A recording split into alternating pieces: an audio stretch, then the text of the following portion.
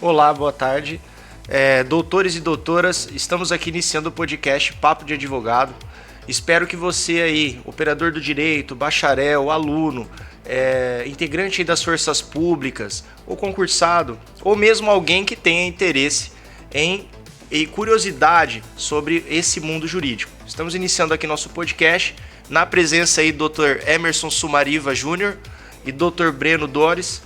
E estamos aí iniciando a trajetória por meio desse podcast, visando aí dar uma amplitude para todos vocês que tenham interesse nesse segmento da área jurídica ou tenham curiosidade. Então vamos lá, coloquem o terno e vamos para o Papo de Advogado. Doutor, boa tarde, seja bem-vindo aqui ao Papo de Advogado. Doutor Breno também, boa tarde, seja bem-vindo ao Papo de Advogado. Estamos iniciando aqui o nosso podcast com as curiosidades que nós temos aí sobre a judicatura. O que faz um juiz, como que o juiz age, como que o juiz pensa e também o lado humano dessa origem, né? De onde vem aí um comportamento exemplar aí da carreira do senhor. Entendo aí, a gente já conversamos algumas vezes e eu pontuei muito a questão da vocação que o senhor tem para a judicatura, né? Gostaria que o senhor falasse um pouquinho também dessa trajetória que o senhor traçou até chegar hoje como desembargador do Tribunal de Justiça do Estado de São Paulo. E também o Dr. Breno Dores aqui vai acompanhar aí como copiloto do podcast esse bate-papo. Bom, eu agradeço, boa tarde a todos, né? Olá a todos. É uma satisfação participar aqui com o Dr. Rafael, o Dr. Breno, conversar um pouquinho com o pessoal, que isso sirva de incentivo tanto para os alunos como para os profissionais que atuam ou pretendem atuar na área jurídica. É uma bela área, eu acho muito importante. E também nós vamos abordar não só a judicatura, não, né? A advocacia, o trabalho, a profissão do cartório extrajudicial, que agora também tá na moda, né? E a gente espera que seja uma moda que fique permanente, que é importante, é uma carreira muito bonita e que foi descoberta e aberta ao público de uma forma geral, mediante concurso público. O Dr. Breno também pode nos esclarecer esses pontos. E a gente vai esclarecendo as perguntas. Fique à vontade, perguntar, a gente vai respondendo e vamos conversar a respeito. Doutor, só para não esquecer aqui, deixar aqui, galera, tem uma empresa aqui patrocinando o podcast, é a Moluri. Hoje ela está iniciando suas atividades aí na fábrica própria, visando aí a alfaiataria de gravatas, né? Não sei como diz isso, minha esposa aí que está assistindo pode me corrigir posteriormente, mas é um presente aí da Moluri para o doutor. Muito obrigado, poxa vida, olha, muito, e linda, hein? Lindíssima a gravata aí, ó, para que todos possam ver, uma gravata lindíssima. É o presente que eu gosto de ganhar, gravata e caneta, né? Que são coisas que caneta ultimamente a gente usa menos, tudo eletrônico, né? Mas a gravata é de uso e eu gosto. Eu agradeço muito a sensibilidade, obrigado. Parabenizo a Aline pela qualidade do trabalho, né? Muito bonito. Vocês estão de parabéns. Obrigado. Pessoal, vocês aí que estão ouvindo o podcast por meio aí do Spotify, outro meio, né? Só para ficar claro aqui, a gravataria Moluri, ela está disponível aí mediante a loja online. Essa gravata que foi cedida para o Dr. Emerson aqui já é uma gravata slim, né? Toda projetada aí, né? Para que você tenha um nó adequado, né? Bom, vamos iniciar aí o podcast. Dr. Emerson, conta um pouco aí para a gente da sua trajetória, sua origem, quem é o Dr. Emerson antes da judicatura? Bom, eu sou nascido em São José do Rio Preto, então sou rio-pretense. Ali eu estudei, fiz toda a parte de colegial, ginásio, fiz um período, fui seminarista, depois eu fiz a faculdade de Direito em São José do Rio Preto, me formei em 89, fui judoca, né? O esporte é muito importante, o judô me ajudou muito, a disciplina, né? Fui até a faixa preta, segundo dan, e depois na faculdade eu fui desenvolvendo a parte do trabalho jurídico, peguei gosto também pela área de atuação jurídica. Já na faculdade já desenvolvi uma vontade muito grande na magistratura, por ser juiz, então é uma coisa que eu tenho vocacionada. E advoguei, me formei em 89, advoguei por 2 anos e aí eu ingressei na magistratura do Estado de São Paulo em 1991. Então esse ano nós estamos em 2025, eu estou completando 34 anos na magistratura. Comecei a dar aula em 1995, quando eu já juiz aqui em Guararapes, acumulava Araçatuba. Comecei a dar aula então na antiga Toledo, né? Que era a faculdade referência em toda a região, ou para falar em todo o estado, e onde eu fiquei até 2022, quando então eu fui para o Unisalesiano, onde estou até hoje, no Unisalesiano. Inclusive em 2022 eu tive mudanças na minha vida profissional. Foi quando eu era juiz titular aqui em Araçatuba, numa vara criminal, por muitos anos, e fui para o tribunal. E lá no tribunal, em 2º grau, eu passei a atuar na 5ª Câmara de Direito Privado. Deixei a área criminal e fui para a área civil.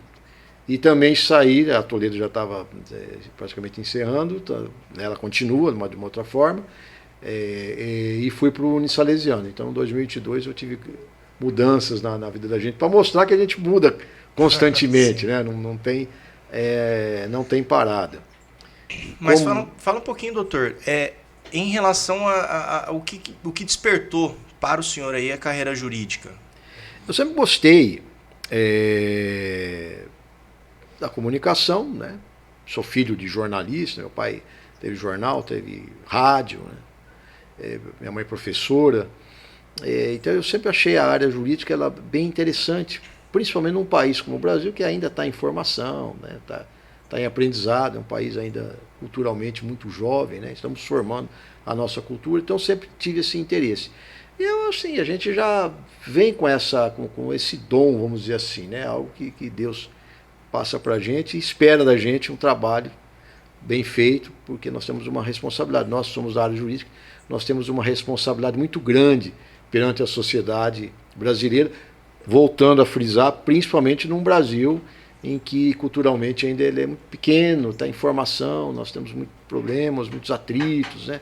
Muitos conflitos naturais de algo que está evoluindo, e a área jurídica ela é essencial. Então eu sempre acreditei, acredito até hoje, que nós que somos profissionais da área do direito, podemos fazer essas mudanças de forma positiva em toda a nossa comunidade, né?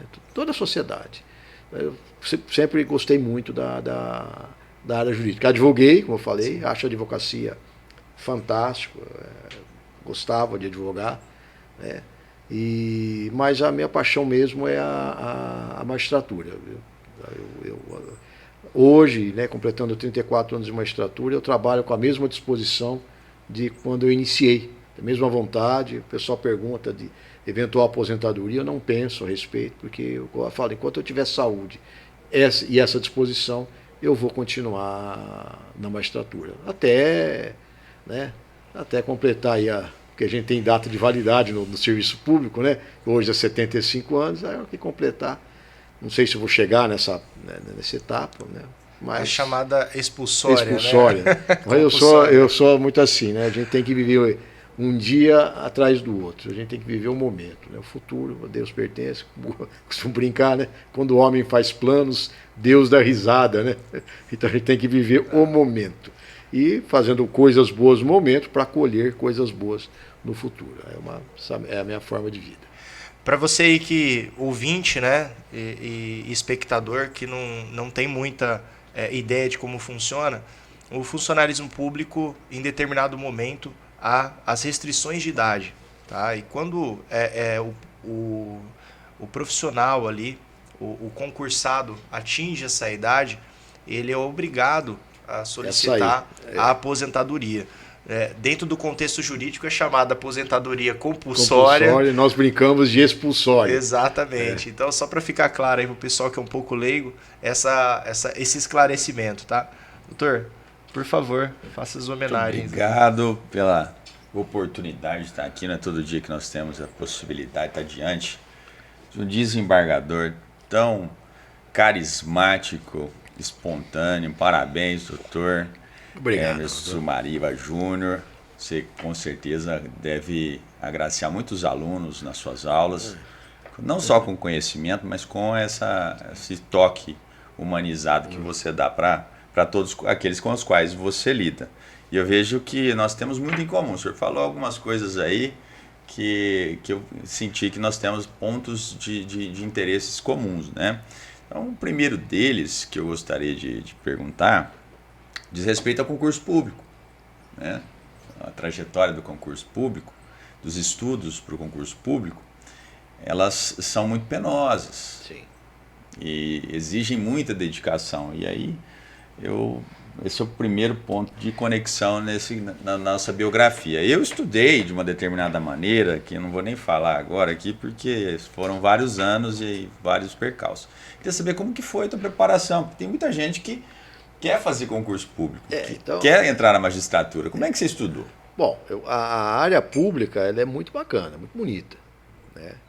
Eu costumo incentivar os meus alunos, né, inicialmente, quando se formam, a advogarem, porque a advocacia é importante. É importante a pessoa advogar, é uma escola muito grande, um amadurecimento grande. E não é fácil advogar. O advogado ele sofre bastante, né? Mas dá uma maturidade muito grande. E o concurso público ela é uma opção.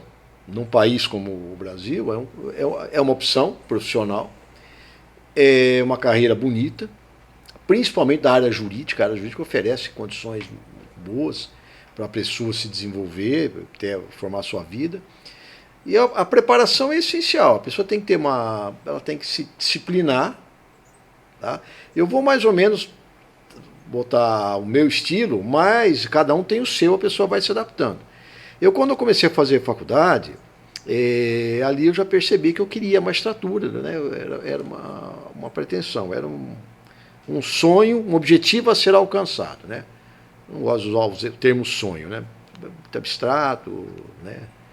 Geralmente quando se fala em sonho, você tem que, é objetivo, tem que ser prático. Então eu já tinha aquele objetivo, você tem que começar a trabalhar naquele objetivo. Então eu sempre estudei, desde a época de faculdade eu fui me preparando e fui estudando. Na época que eu fiz faculdade, interior não tinha cursinho, né? A gente só tinha o Damásio em São Paulo, que também estava começando, era forte, mas 89, era só capital. Né? 89, eu formei, então eu comecei a fazer 86, 85, 86, a faculdade, então não tinha. E nós formamos um grupo. Porque na época que eu fiz faculdade, eu sou formado no interior, formado em Rio Preto. Eu fiz, na época, era a FADIR, Faculdade de Direito. Hoje tem, né, nomes, salvo engano, é a Unirp. 4 anos de curso, né? 4 anos de curso na época, eram 4 anos de curso, noturno, com todas as dificuldades. Inclusive por isso que eu leciono até hoje, em razão dessa... É uma forma da gente contribuir para o aluno que é do interior. Eu nunca aceitei dar aula em capital, não, sempre no interior por causa disso. E sempre mais distante de capital, pela dificuldade que o aluno tem. Então, a maneira que a gente pode ajudá-lo, colaborar para a formação dele. Inclusive, pontuando, tá, doutor, que conforme nós já falamos sobre isso, se torna de fato uma postura vocacional, porque não é bem remunerado. Não. Infelizmente, os professores na área do direito aí não são bem remunerados. Não, né? Professor não é bem remunerado em área nenhuma, né? Infelizmente, a educação no Brasil, na parte de remuneração dos professores, ela é ponto negativo, né? Os professores ganham muito mal, né? Começar pela rede primária, né? Aliás, eu falo, os professores tinham que ser os profissionais melhores remunerados, né? Porque todos nós dependemos, fomos formados, qualquer área profissional, todos nós tivemos uma formação inicial de um professor. Sim. Então a gente vê um professor ganhando a miséria que ganha no Brasil, é lamentável, né? E no ensino superior, mesmo universitário, não é diferente, né? Mas aí é outra discussão. Aí Sim, é outro mas eu falo podcast assim, pra gente, né? demonstrando para o senhor que realmente o senhor não tem uma- necessidade, né? Não, Dentro é o senhor tem uma profissão de ponta hoje, dentro do judiciário, é a referência, o juiz, a judicatura, a magistratura é referência no judiciário, onde você busca ali a solução dos seus problemas, né? E, ao mesmo tempo, o senhor ainda se dedica, como o senhor disse mesmo, eu entendo como de fato, um direcionamento vocacional. Sim, As pessoas que não estão, que estão assistindo aí, que não estão vendo, assistindo, esse comportamento dos funcionários públicos para lecionar, ele é comum, devido ao fato, o doutor pode explicar aqui, os funcionários... Nós não podemos, o funcionário público não pode exercer atividade particular, privada, né? Ele está no serviço público. Então ele teve, mas no magistério, então na época da faculdade, como nós não tínhamos no interior cursinho, a gente tinha que se depender, nós formamos um grupo de estudo. E nesse grupo de estudo, nós toda semana um colega estudava determinada matéria e a gente se reunia no final de semana e ele daria uma aula. E esse grupo foi se fortalecendo e eu passei a que mais dava aula. Então a minha, entre aspas, vontade também de dar aula começou ali, porque aí a gente preparava uma matéria, por exemplo, direito das obrigações. Eu pegava uma parte, eu preparava esse estudo durante a semana, no sábado a gente se reunia nesse grupo, né, e eu dava aula para esse grupo, falava e eles anotavam, né, de estudos, além da aula dada pelo professor. E eu dava ali como um reforço, mais questões mesmo de prova, que poderiam cair nas provas, forma de resposta, como se fosse um cursinho. E ali eu comecei essa parte do magistério com os próprios colegas de faculdade.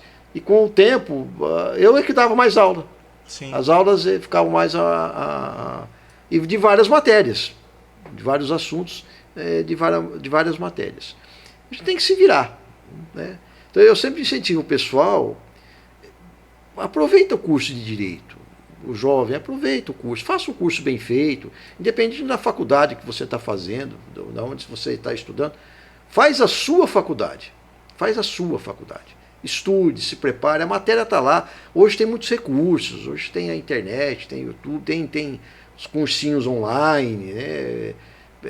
Provas, simulados, então dá para se preparar bem para enfrentar os concursos públicos depois de formado. Alguns concursos, inclusive, que podem ser feitos inclusive durante a faculdade, né, que não exige ainda o nível superior, são concursos de nível médio, mas da área jurídica que remuneram bem e já vai preparando a pessoa para um concurso já de nível médio posteriormente.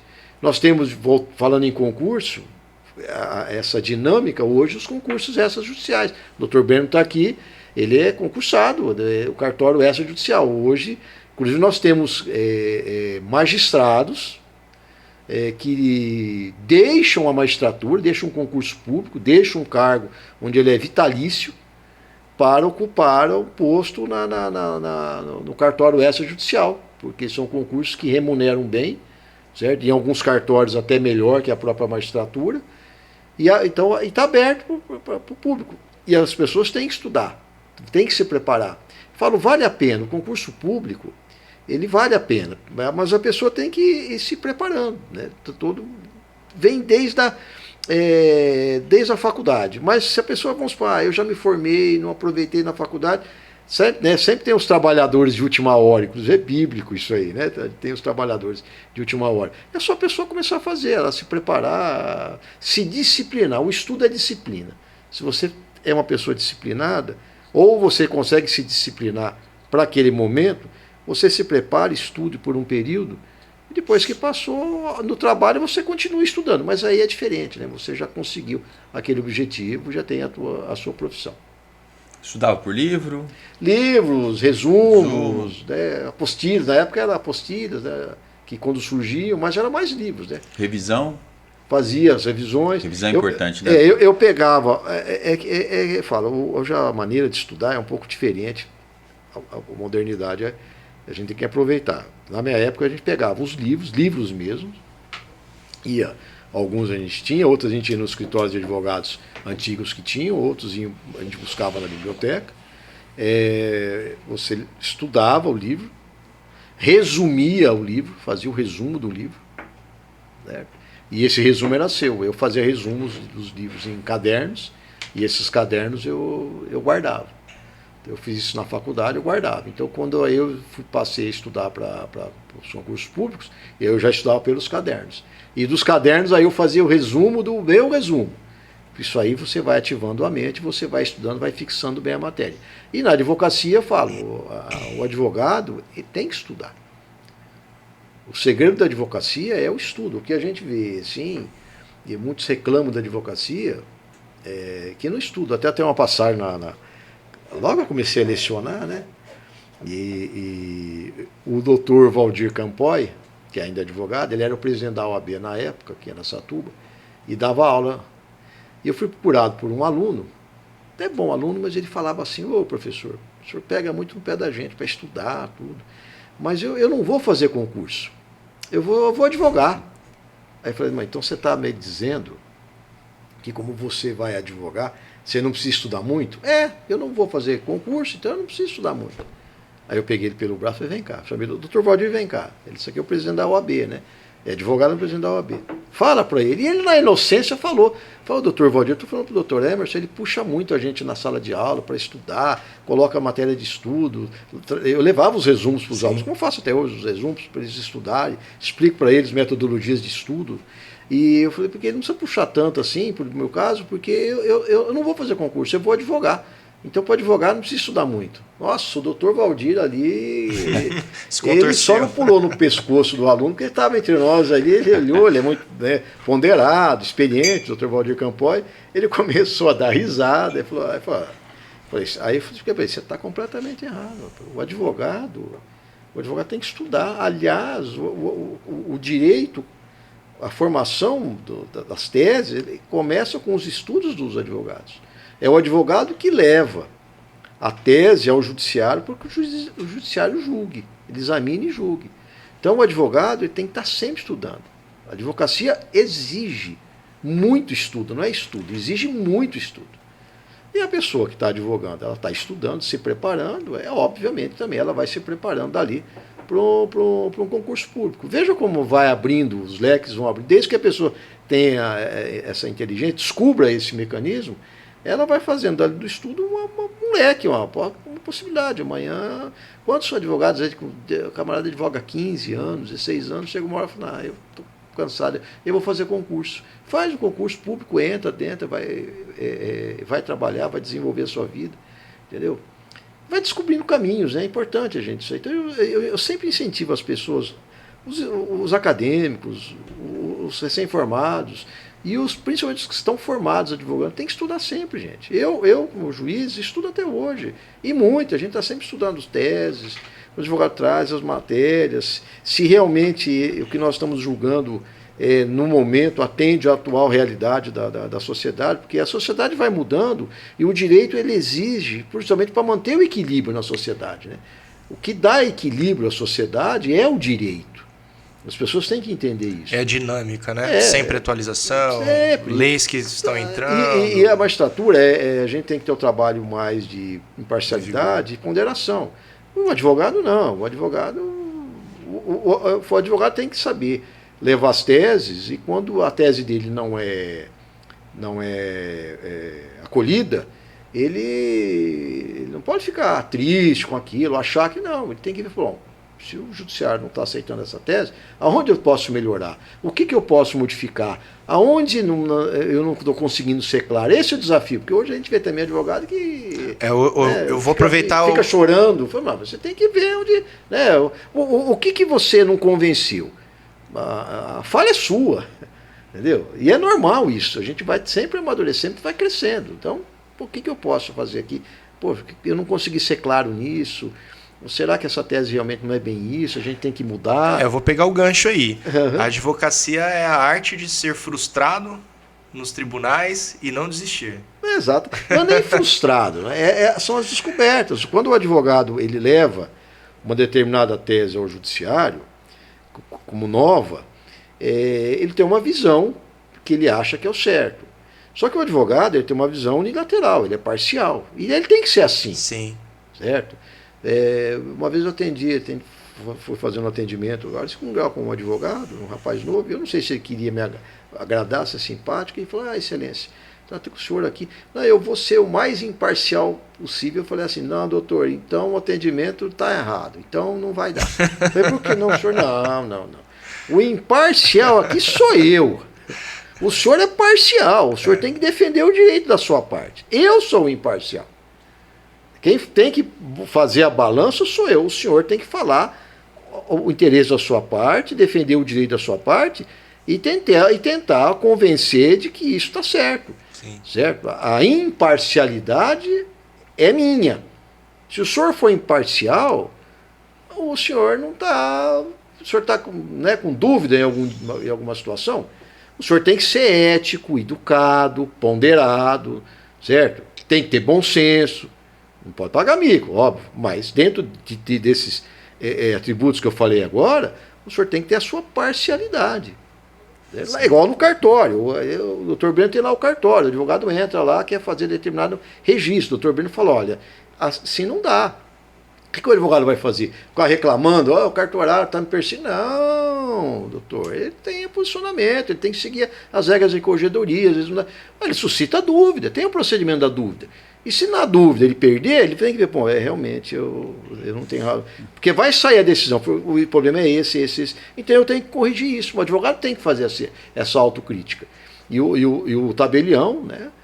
O cartorário extrajudicial, na verdade, ele acaba tendo que assumir, como ele é uma função pública, ele assume a função de imparcialidade, porque ele está numa função pública. Agora, o advogado tem que ser parcial, né? Doutor, eu tenho uma dúvida aqui, eu acho que é de muitos colegas de advogados. Eu advoguei de 2004 a 2010. Então, desde essa época, eu ficava na cabeça assim, o que eu não posso fazer, ou o que eu devo fazer, e qual o momento adequado para falar com o magistrado a respeito de um caso. Não é nem o despacho em si. Vou despachar com o juiz. É a necessidade de um esclarecimento que sobrevém. Doutor, eu vou fazer tal, por causa isso está acontecendo, eu estou com uma demanda, estou com um problema muito sério. Ou seja, quando o advogado ele deve ter esse tirocínio, essa sensibilidade, de falar assim, esse é o momento para falar com o magistrado e quando não se deve fazê-lo. Veja bem, a sua colocação é excelente, que hoje nós estamos vivendo esse problema. Inclusive, inclusive o doutor levanta, um esclarecimento aí, o doutor levanta a bandeira da advocacia em segundo grau, especialmente nesses casos que ele vai mencionar, acredito eu. Hoje acontece assim, o Estatuto da Ordem garante ao advogado o direito de ser atendido pelo juiz. Tal. Aliás, isso aí não precisa nem estar na lei, né? É algo natural da profissão. Mas está na lei, está no estatuto. E muitos advogados utilizam esse remédio, vamos dizer assim, de forma indiscriminada. E perdem o sentido. Quando o doutor Bruno colocou, é interessante, porque o advogado ele vai fazendo o trabalho dele. Quando que ele faz o atendimento, deve pedir um atendimento com o juiz, às vezes é algum detalhe que ele entenda que eu não consegui me expressar tão bem hoje no papel. Quando eu falo no papel hoje é tudo eletrônico, né? Mas o termo papel ainda continua para a gente entender. É a materialização do pedido. Eu não consegui materializar, acho que tão bem. Então eu acho que se eu explicar isso para o juiz, eu vou ser um pouquinho mais claro. Então, é uma situação em que o advogado deve procurar o juiz. Em segundo grau, eu vou procurar o juiz quando eu falo, a advocacia em segundo grau é bem diferente. Quando eu vou recorrer de uma sentença, eu estou recorrendo de uma sentença. Já tem uma decisão judicial. Então, eu tenho que recorrer. Bom, quais os pontos da sentença que você não gostou?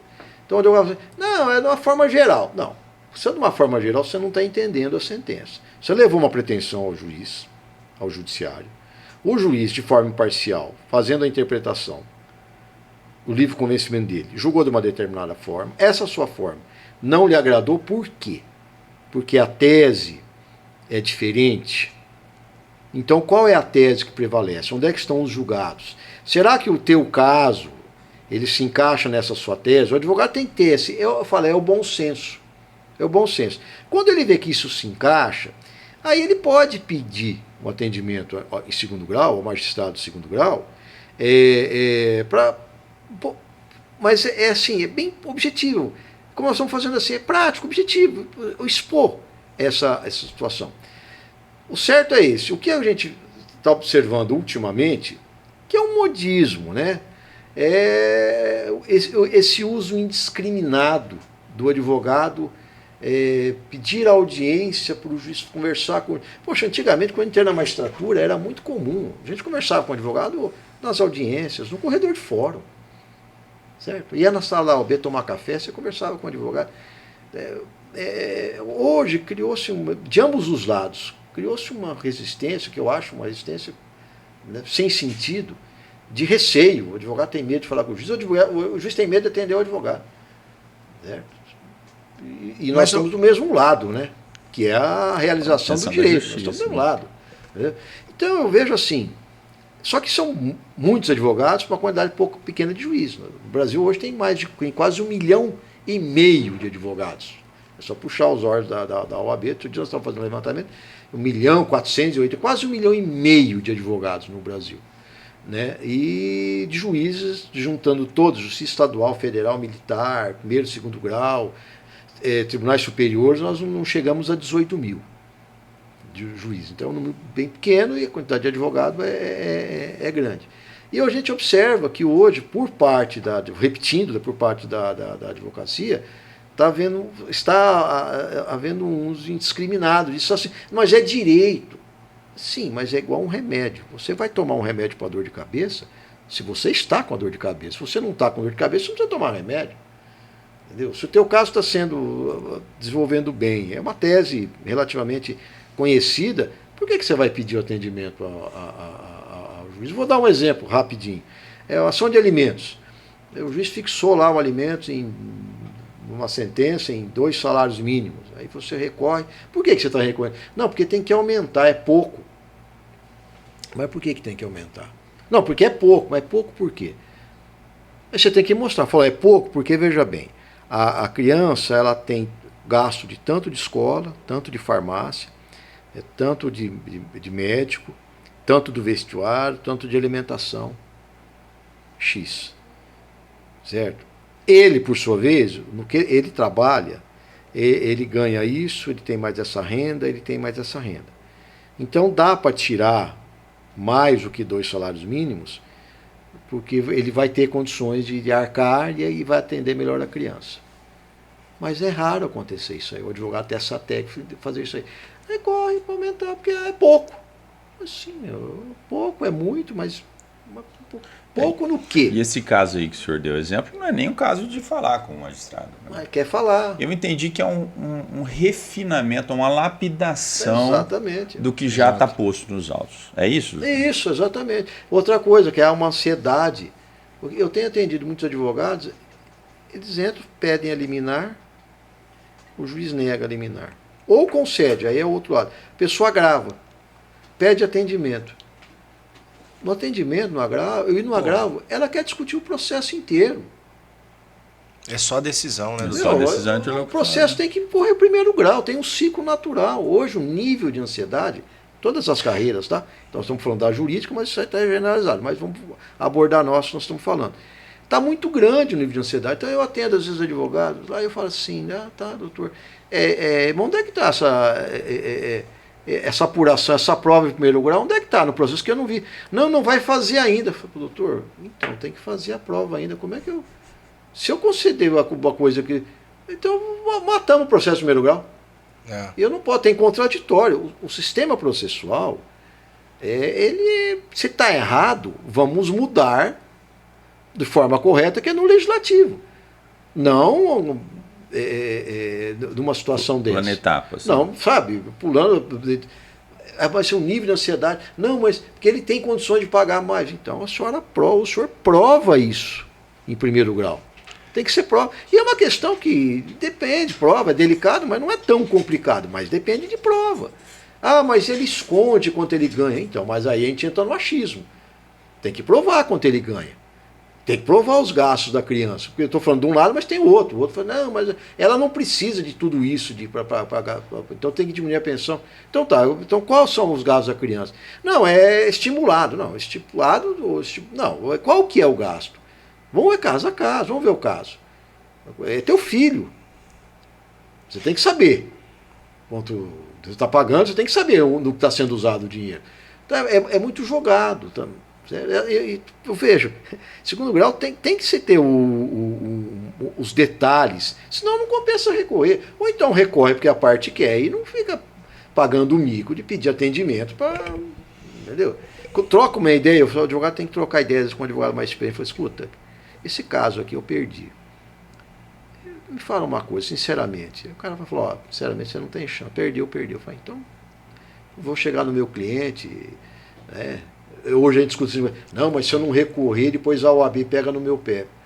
Não pode. Não, você tem autonomia. Então, o advogado tem que ter autonomia. Se a OAB não respeita essa autonomia, a briga então tem que ser interna na OAB. Sim, não, olha, não, o advogado tem que ter. Não pode o advogado ficar refém do cliente. Quem tem o controle é o advogado. A gente observa muitos que advogados, quem manda é o cliente. Você percebe que tem advogados que fazem atendimento, ali que a gente faz pelo sistema TIM, você percebe que o cliente está do lado, ele não aparece na câmera, mas ele está do lado, ele está ensinando o advogado. Teve que falar assim, doutor, deixa eu falar uma coisa para o senhor. Quem está no comando é o senhor ou o seu cliente? Põe o seu cliente no atendimento, que tá, o advogado sem grado, não, pode pôr. Quem tem o comando é o senhor que é o advogado. Se o senhor não tem comando sobre o seu cliente, então o senhor não pode ser advogado dele. Para só dar um esclarecimento, o senhor passando toda essa dinâmica, né, do despacho do atendimento, do atendimento, inclusive pontuando as críticas que o senhor apontou, eu estando desse lado, né, da advocacia, o doutor Breno advogou também, até de certa forma recente.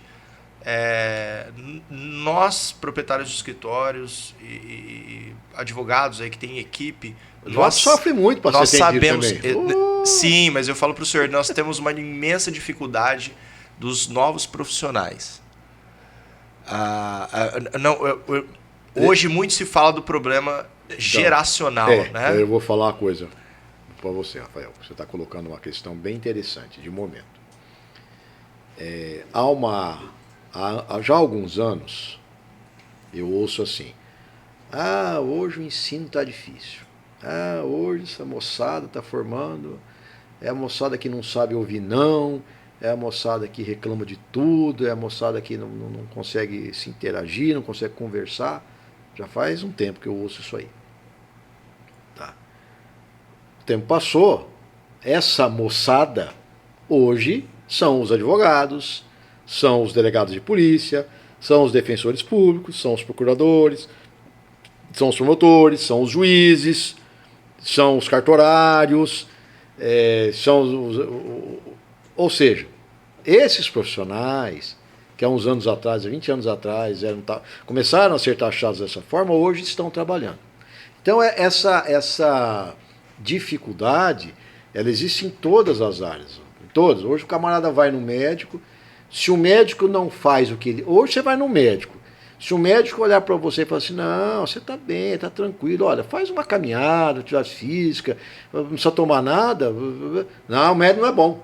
O médico bom é aquele que te dá uma receita tarja preta, que o remédio custa 300 conto, sabe? Esse médico é bom. Hoje a gente é exigente. Então, hoje, ficou o trato, em todos os sentidos, está difícil. Ele está mais complicado, a gente tem que aprender. Então, o advogado hoje sofre para ser atendido pelos juízes, e juízes sofrem atendendo advogado, e não deveria ser assim. Não pode ser assim, né? Mas o comportamento... Sim, é de ambos os lados, eu falo. Não é uma crítica. Eu estou dizendo Não, assim, mas o comportamento desses novos advogados, entrando no problema geracional, ele é uma realidade. O senhor está numa ponta onde o senhor não faz um gerenciamento como nós ali, vamos dizer assim, da labuta, né? Da militância jurídica, onde onde nascem os processos e as demandas, nós sabemos a dificuldade que tem. Eu acredito que essa dificuldade criou um abismo pós-pandemia que, se nós relacionarmos hoje, realmente, entre 2019 e 2021, nós tivemos aí, vamos colocar aí 5 anos que foram prejudicados de formação. Isso eu não estou dizendo o que iniciou a faculdade na forma remota. Mas eu estou dizendo os últimos 2 anos, os últimos 3 anos. Né? É uma realidade. E hoje o trato, como o doutor muito bem pontuou algumas vezes que nós conversamos, o trato pessoal, ele se tornou maçante, como o senhor também mencionou nessa entrevista, como também indelicado. Nós perdemos a delicadeza, nós perdemos a formalidade. A educação, né? Eu falo. Então, eu acho que eu faço assim, mas aí vai de cada um. Eu procuro atender sempre bem o advogado. Nem sempre eu sou bem recepcionado pelo advogado. Mas eu falo, bom, aí o problema já não é meu, o problema é dele. E quando eu falo advogado, eu falo assim, como eu sou, dou aula já há muitos anos, então aqui na região de Araçatuba, 80% dos profissionais da área jurídica atuando em qualquer área foram meus alunos. E quando a gente é professor, a gente sempre mantém aquilo pro resto da vida. Né? Tem colegas hoje que são juízes, eles me veem, conversam, eles me veem como professor. Isso aí é uma coisa que permanece. E muitos advogados vêm e falam, fui conversar com o juiz, nossa, o juiz foi tão sem educação comigo, me atendeu mal. Aí eu falo para ele assim, olha, aí é um problema dele, você fez sua parte. Não pega o lixo dele para você, o lixo é dele, não pega para você. Se ele te atendeu mal, o problema é dele, azar o dele. Faz sua parte, você fez sua parte, acabou. E ao contrário, então quando eu pego advogados que assim são deseducados, né? Eu atendi uma vez um advogado que ele entrou com uma ação, o juiz negou a liminar, ele agravou, pediu efeito ativo, eu neguei, não era caso, né? E aí pediu atendimento, eu atendi, ele começou o atendimento assim, eu estou perplexo com a decisão. Eu falei, por não, doutor. Eu fiquei esperando ele falar qual que é a perplexidade dele. Aí ele ficou parado. Falei, então, eu estou perplexo. Então, doutor, o senhor está perplexo? Então me explica qual o motivo. Qual o motivo? O que... Ele não sabia. Não, mas essa ação tinha que ser concedida a tutela antecipada. Aí eu falei, sim, mas por qual motivo? Não, porque o direito é evidente. Qual o direito? Ele não sabia, ele não soube explicar qual. Aí eu falei assim, foi o senhor que fez a petição inicial? Ou foi algum colega que fez e o senhor está só fazendo esse atendimento? Não, fui eu que fiz. Aí eu não falei, mas vai, então tá bom. Pô, doutor, então era só isso? O senhor... Não, era, então tá, eu vou examinar depois, o agravo vai para o julgamento colegiado ainda, vai ser examinado, fique tranquilo. Então tá, desligou, nem pediu obrigado, nada, foi deseducado e despreparado, completamente despreparado. Ele não sabia o caso, ele não soube explicar o caso. Ele não sabia nem do que se tratava direito. Agora, eu vou ficar abalado com isso, vou perder minha paciência, vou ficar estressado com isso. Não, o problema é dele. Mas isso eu ainda apurei de uma forma, vou tirar daquela laranja, tirar pelo menos uma gota, não saiu nada, mas eu ainda procurei tirar. Falei, não, fala. Eu falei assim, fala o caso. Vamos ver, quem sabe na ótica dele alguma coisa. Fala. Ele não sabia, ele não soube. Mas entendeu? Isso é legal do senhor explicar, porque a ótica, o senhor mencionou, a visão de cada um nesse cenário jurídico é o que traz aí o chamado amor ao debate. Exatamente. Que, diga-se de passagem aí, o Dr. Breno já deixou de atuar há alguns anos, porém ainda pratica isso, que eu vou comentar agora. E o doutor, creio que vai me dar razão. nós perdemos o hábito da doutrina. Nos últimos anos, muito se fala em julgados, em posicionamento de tribunais superiores, e nós deixamos de lado. Eu ainda estagiei na época da situação híbrida, né? Do papel para o digital no direito, né? Estagiei em um escritório aqui grande da cidade, e nesse período de estágio eu averiguava ali que compravam-se livros, né? Tinha aquela questão doutrinária. Hoje já não existe mais isso por parte dos advogados, essa romantização da advocacia, esse amor ao debate, com posicionamentos, pensadores, né? Que no caso é o que a doutrina traz, formas de pensamento. O que o doutor me posiciona disso, doutor Breno, Não, que pegou esse período. Agora deixa ele falar um pouco. Ele deve passar cada apuro no cartório judiciário da atendida advogado com também. certeza. Porque olha. Com certeza. Aí Não, com a dificuldade deles entenderem algumas partes. Não, e às vezes na magistratura, eu já entrei em sala sem ser notado e vi a maneira como o advogado trata o funcionário. E depois, na hora que ele viu que eu estava na sala virtual, ele mudou o tratamento. Estava tratando o funcionário de uma forma, uma brutalidade imensa. Aí, na hora que ele viu, mudou, mas eu já tinha visto, né? Eu não falei nada, não sei falar. Ele ficou, e depois o funcionário, fiquei só eu e o funcionário, nós demos um risado. Falei, tá aí, ó. Ainda eu brinquei, falei, é teu amigo, né? Aí eu falei, doutor Júlio tá vendo? Eu falei pro funcionário, releva isso aí. Mas é um despreparo. Mas eu vou lá no cartório ser atendido pelo advogado, pro cartorário, o cartorário me trata mal. Problema do cartorário.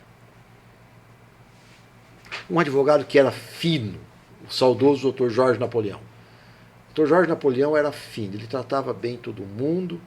E às vezes eu presenciei ele em audiência, porque eu não estava presidindo, mas estava na sala lá, eu vi, que o juiz foi extremamente grosseiro com ele, ele não falou, ele manteve a postura dele, a educação, a fineza.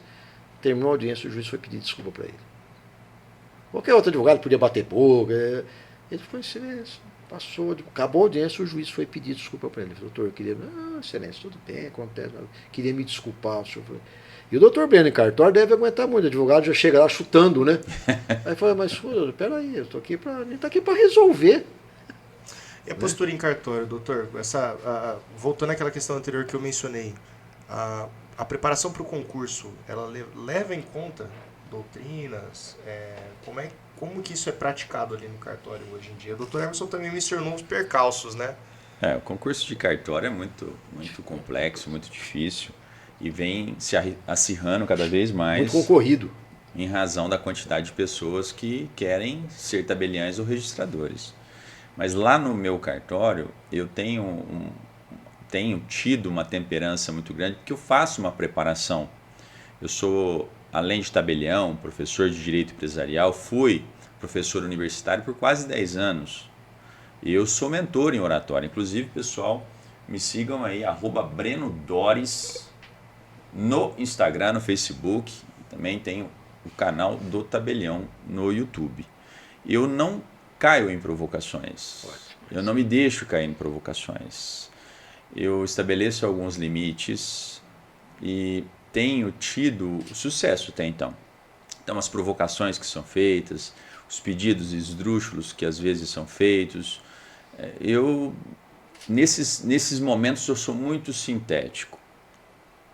Infelizmente, nessa situação não dá para fazer em razão disso. Tá?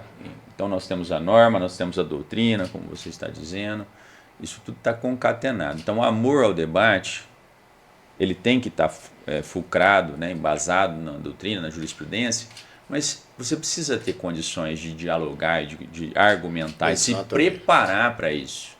A preparação para falar com o juiz, a preparação para fazer uma sustentação oral, que é uma dúvida que eu tenho para o doutor Emerson Sumariva. Doutor, sustentações orais.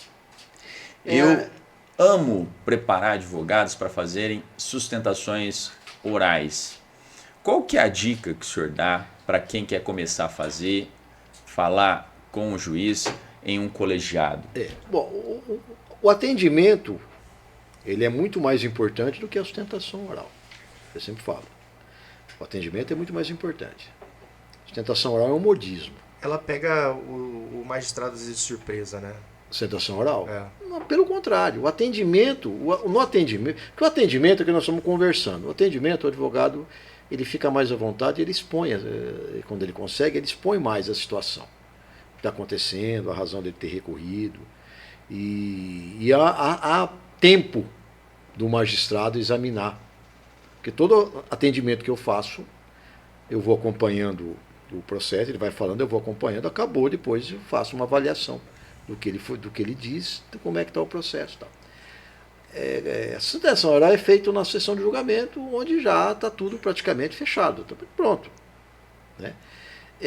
O que eu tenho notado hoje nas sustentações orais dos advogados é o seguinte, às vezes eu falo, sustentação oral, embora o prazo seja de 15 minutos, ela tem que ser bem objetiva. Sustentação oral não é tribunal do júri. Quando o advogado vai sustentar a oral em segundo grau, ele não está sustentando para 7 jurados, que são leigos. Certo? Então ali ele faz aquele teatro, como é feito no tribunal do júri, é uma coisa. Em segundo grau, quando vai sustentar oralmente, ele está falando para magistrados de segundo grau, que a magistratura de segundo grau, você vem pela carreira, você vem pela OAB e você vem pelo Ministério Público, que é o 5º nacional. Tá? A magistratura de segundo grau é uma outra carreira. Tem a de primeiro grau, a de segundo grau, e tem a dos tribunais superiores, que aí é só política, só questão política. Certo? Então, no segundo grau, você tem ali magistrados, na função ali de desembargador. Você tem um magistrado, um juiz, no mínimo, aqui em São Paulo, no mínimo 30 anos de carreira. Ou então você tem um que foi advogado, também com no mínimo 30 anos de advocacia, e no Ministério Público na mesma situação. Então você está lidando com pessoas que têm uma experiência muito grande, mais de 3 décadas de trabalho. Não tem leigo ali. Então a sustentação ela tem que ser bem... Não precisa demorar os 15 minutos, porque fica cansativo. O direito a ser discutido, não, mas às vezes o direito amplo. O direito amplo foi discutido em primeiro grau, já tem a decisão. Se tem recurso, o que gerou um entrave? Qual foi o problema? Qual é a solução? Qual é a melhor interpretação? Não precisa contar, tem advogado que vai sentar lá, eu vou fazer um resumo do processo. Dá vontade de falar, não, doutor, para, o resumo do processo o meu assistente já fez. Tem uma sentença já. Não precisa de resumo do processo. Nós precisamos do caso. O que está trazendo o senhor aqui? O que levou o senhor a recorrer? E o que está levando o senhor a vir fazer uma sustentação oral? Objetivo. Na situação. Então, mas assim, infelizmente, são poucos advogados que conseguem isso. São poucos. A grande maioria faz uma sustentação oral como se estivesse no tribunal do júri. Tem uns que leem, pega o memorial e lê. E ainda uma leitura ruim. Sabe a leitura, o netinho lendo o jornal pro vovô? Sabe? Come vírgula, ponto. Não sei. Certo? Então, eu falo assim, o advogado para sustentar oralmente, o doutor Breno sabe muito bem nos cursos, ele tem, primeira coisa, ele não pode pagar mico. Porque os outros estão... Porque a preparação para a sustentação oral tem que ser... tecnicamente preparada. Por isso tem que pagar bem. Sim. E outra coisa, a tabela da OAB foi perfeita. A OAB foi perfeita nisso. Sustentação oral está na tabela da OAB. A sustentação oral é em torno de 8 mil reais. Você quer sustentação oral? É 8 mil reais. Por quê? Porque o advogado ele vai se expor não só para os magistrados, perante os demais advogados. E também, ressalvo, ele está ali no momento da sustentação oral expondo a capacidade técnica e intelectual dele. Então o que está em jogo ali muitas vezes para o advogado, como o doutor muito bem mencionou, não pode pagar mico, né? Exatamente. Mas por quê? Porque ele tem que estar extremamente preparado tecnicamente sobre o processo, um processo que muitas vezes ele nem atuou de início, tem que revisar o processo todo para expor algum... Por isso que é uma arte. Objetivo. A sustentação oral é uma arte. E ela deveria ser bem trabalhada na OAB. Não só, mas é um direito do advogado fazer. Eu falo, isso é um remédio jurídico que deve ser aplicado por gente que conhece, por profissional preparado para isso. e nos momentos certos. Porque o uso indiscriminado, como hoje ele é feito, pode deixar, e é muito triste, cair num descrédito. Vou dar um exemplo, embargos de declaração. Eu sou da época em quando tinham embargos de declaração, você parava, falou, pô, peraí, embargos de declaração, o que tem de omisso aqui? O que tem de contrário? O que faltou? Né? Hoje advogado usa embargos de declaração para ganhar tempo. Ficou indiscriminado. O que acontece? Você acaba não tendo mais aquela atenção. O cara embarga a declaração porque ele perdeu o recurso e ele está embargando, alegando a mesma coisa. Não, mas habeas corpus, no criminal, que eu atuei por muitos anos em vários criminal. Só um pouquinho do embargo. Advocacia. Vou lutar por você aqui, hein? Doutor, fala pra mim. Juiz odeia embargo ou não odeia? Vamos aproveitar esse deixa e essa aí deixa que tá. aí. Mas quando nós falamos no escritório lá, quando nós temos um embargo provido, nós fazemos uma festa lá. Por quê? Porque o juiz não gosta de embargo. Não é que não gosta. Pelo contrário. O embargo, eu vou igual habeas corpus.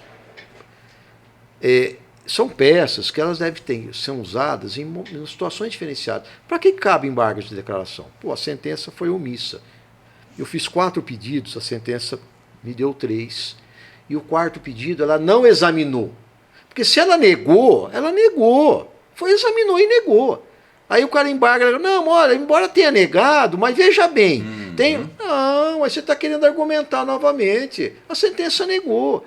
Então você tem que apelar, não é embargos. Embargos é quando tem uma omissão ou uma contradição grande. O juiz está fundamentando. Se ele lê a fundamentação, você entende pela procedência, no final ele julga improcedente. Ué, mas espera lá. Então hoje, com Ctrl+C, Ctrl+V, isso pode ocorrer. Ou então, agora, mas é que o juiz ali, ele interpretou de forma equivocada. Não, mas se ele interpretou, ele julgou. Se está de forma equivocada, você tem que recorrer da sentença e mostrar aonde está o equívoco na interpretação. Você tem que mostrar que tem uma interpretação melhor do que aquela para aquele caso. Mas isso não mediante embargos de declaração. Então ele passou a ser usado de uma forma tão indiscriminada que a gente lê, mas você começa a ler... Mas caiu num descrédito da... o embargo de declaração caiu, hoje. Infelizmente. Da mesma forma que no criminal, o habeas corpus, eu também sou da época, quando chegava no criminal, chegava um habeas corpus para tudo. Pô, habeas corpus... Não, é grave. Direito líquido violado, direito de ir e vir. Nossa, é uma coisa... Aí você pega hoje os habeas corpus... O mesmo instrumento também. A mesma coisa que ele alegou na defesa, a mesma coisa, não tem nada de novo, não tem... Mas pega ali. Sabe? Então são ferramentas postas para benefício da advocacia que acaba sendo utilizado muito indiscriminado. Eu falo, é o uso do remédio sem ter o problema. Mas sabe? Assim, doutor, então, só para ressalvar a parte da advocacia. O lado da advocacia é o seguinte: nós sempre prezamos pela extrema processualidade. Muito se fala, às vezes, o doutor já deve ter, inclusive, julgado sobre essas questões, de supressão de instância, né? Supressão de argumentos ali. Então, por exemplo, alguma situação que tem que ser esclarecida em embargos, ela merece somente o esclarecimento. Muitas vezes é para evitar a perda de objeto em segundo grau. E aí contrastam as visões, né? Isso. Como o senhor diz, mas o lado do advogado é o seguinte: muitas vezes, como o senhor falou, existem muitos advogados que opõem embargos para ganhar prazo para fazer o recurso. Protelatórios, para ganhar tempo. Hoje o que mais é reclamado na área jurídica é a lentidão das decisões judiciais. E aí vem o advogado e reclama, embarga para ganhar tempo. Mas peraí, não há uma reclamação que demora? E aí vai você e colabora com essa demora. Eu estou dizendo o seguinte: o embargo de declaração é um remédio processual maravilhoso. E ele tem que ser usado nas situações realmente necessárias. Eu atendi, eu fiz recentemente um voto, e foi votado, deu unanimidade, e realmente eu fui omisso num determinado assunto. A advogada embargou de declaração. Né? Na hora eu peguei o embargo, fui ler, já que a gente lê com esse descrédito. Né? A hora que eu estou lendo assim, eu falei, opa, pera lá. Ela não está repetindo o texto, o que ela ligou na pela. Não, ela está fazendo o seguinte, excelência, a matéria tal, não, salvo o melhor juízo, não foi abordada no acordo. É a matéria tal. Eu peguei o acordo, fui ler, falei, não, foi não. Passou. O senhor fez ela ganhar a semana. Aí ela pediu atendimento. Na hora que começou o atendimento, eu falei, doutora, só dizer uma coisa. A matéria tal realmente não fez nada. Eu vou acolher os seus embargos e nos embargos aí eu vou julgar essa matéria. Certo? Não sei se a senhora vai ganhar ou vai perder no mérito, aí é outra história. Ela falou, não, excelência, isso aí faz parte. Mas eu preciso dar uma satisfação para o cliente. Então, Sim. o assunto não foi, a senhora está certo e tal.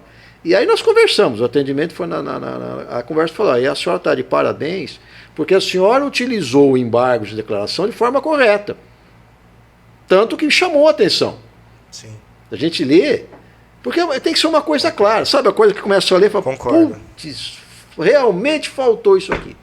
Né? Agora, não, o senhor julgou procedente, acolheu, mas na verdade, não, mas isso aí é mérito, eu já fundamentei, está lá fundamentado. Você recorreu, não tem mais, o último grau é isso aqui. Dependendo do assunto, você pode tentar levar para o STJ, que também o STJ, até os ministros também estão reclamando, porque o pessoal está fazendo, faz uso das ferramentas sem. De uma forma eficiente. Né? É duro quando você perde a eficiência da ferramenta, ou que na área jurídica se chama assim, credibilidade, porque nós, na área jurídica, nós temos em relação à sociedade, a nossa maior arma em relação à sociedade, sabe qual é? A credibilidade. O advogado, quando ele perde credibilidade, ele não vai ter mais clientes, ou os clientes que ele vai ter, acabou. O advogado tem que ter credibilidade. Ele tem direito a errar. Isso é normal. Mas ele tem que ter credibilidade. Nós trabalhamos na área jurídica o fio do bigode, da palavra, sabe? Da honestidade, da integridade. A área jurídica fé, né? tem que ter esse diferencial. Né? O Aristóteles, quando ele vai tratar dessa questão da retórica, ele tem um livro só disso. Ele fala que a persuasão é o objetivo da oratória. E para ter essa persuasão, tem 3 pilares: ethos, pathos e logos. Ethos é a reputação. Exatamente. Pathos é a paixão, a emoção que se gera na audiência. E o logos é a lógica, a razão. Quando você retira o ethos, você retira um dos 3 pilares do triciclo que anda. Então não tem como andar. A reputação é fundamental. Eu não vou dizer nome, porque isso aí fica, hoje em dia, é muito complicado. Mas em Araçatuba, que eu julguei por décadas aqui, desde o meu início de carreira, tem advogados que ele chega, na época que chegava com a petição, levava a petição para despachar, ele falava, você não precisava ler, você já despachava na petição, por quê? Porque ele tem credibilidade. Ele não vai pedir nada que não seja certo. Ele não vai pedir a procedência da ação ali. É um pedido, não é alguma coisa. Então, você poderia. E infelizmente, tem outros que você tem que juntar no processo, analisar, ler de novo, ver onde é que está a armadilha. Aí você vê, realmente não tem armadilha. Mas aí você fala assim, mas isso é discriminação. Não. Livre convencimento. Isso não é cuidado. Isso aí, e o problema, isso aí não o advogado perde a credibilidade, não pode. Eu falo, o advogado errar é do trabalho. O advogado perder, levar uma tese e ela não for acolhida, é o trabalho dele, não tem problema. Agora, a credibilidade é diferente, a forma de atuação tem que mostrar, o advogado tem que ter credibilidade, ele tem que ter controle no cliente. Eu fico conformado, as pessoas procuram, a gente conhecido, doutor, tem um processo meu, eu falo, você não tem advogado? Não tem, mas eu queria que o senhor... Não, você tem que perguntar para o seu advogado. Aí eu falo para minha mulher, falo, o cara está procurando, ele não confia no advogado dele. Ele não confia no advogado dele. Você tem que conversar com o seu advogado, não com o juiz. Não, mas eu vou conversar com quem vai julgar o caso. Não, mas, então você não funciona assim. Você tem que procurar Então a pessoa vem procurar e fala assim, conversa com o seu advogado. Aí ele vem conversar comigo. Ou ele vai conversar com o juiz. Agora, né, fica mais fácil. Mas eu estou em mercado, doutor, tem um caso, o que o senhor acha? Eu falei, o que o seu advogado acha? Doutor, explica pra gente quantos julgados hoje um desembargador faz aí mensalmente ou anualmente? Mas será que isso não vai espantar o pessoal, não? Não, é uma curiosidade, né? É uma curiosidade. Eu acho que aí o objetivo é incentivar o pessoal, mas vamos lá, é dentro de uma realidade nossa. Eu vou falar o meu pessoal, tá? Eu, por mês, como relator, eu profiro em torno de 400 votos. Como relator. Como segundo juiz, mais 400, e como terceiro juiz, mais 400. Então... Mês, dá 1.200, arredondando. Para baixo, tá? Arredondando para baixo, 1.200. Aí vocês vão falar assim, pô, mas é humanamente impossível para um juiz examinar 1.200 processos. Humanamente examinar 400, imagina 1.200.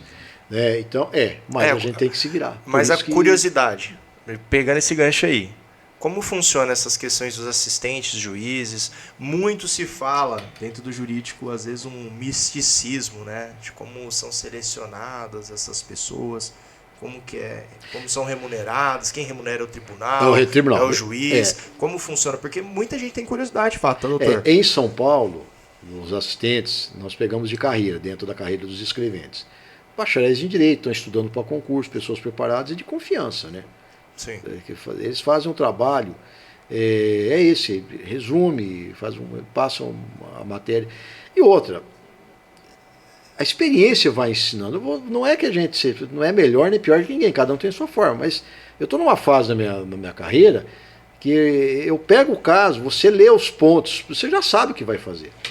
Sim. Você já sabe. Às vezes ouvindo. Já viu tanta coisa que ela se repetida, repete. né? Você vai formando uma maturidade, um amadurecimento, um nível de convencimento, a forma de você, só de você, às vezes, ouvir o advogado, ou você ler a peça, você já sabe do que se trata, certo? Então a gente vai direcionando os julgamentos, né? Hoje tem a IA, que você tem que utilizar, está aí, é uma realidade, então você tem que utilizar para te ajudar, mas é o que eu falo. A IA, quem manda é você. Tem pessoa aí dependendo da IA. Mas peraí, sabe? Quem manda é você. Não é jogar na IA, tô com um caso assim, e aí não, tô com um caso assim, eu quero dessa forma, tem que julgar dessa forma, eu quero assim. No caso, eu não tenho, autorizei o pessoal, o tribunal mesmo tem a IA dele que está se aprimorando. Eu ia perguntar isso. O tribunal hoje, como é que qual que é a postura dele em relação à IA? Não, ele vai aprimorando, ele pede para a gente sempre ter cautela. A gente tem essa cautela. Mas ele tem uma IA específica para os juízes, para a judicatura? Tem, está sendo desenvolvido. O STJ tem, né, a forma de...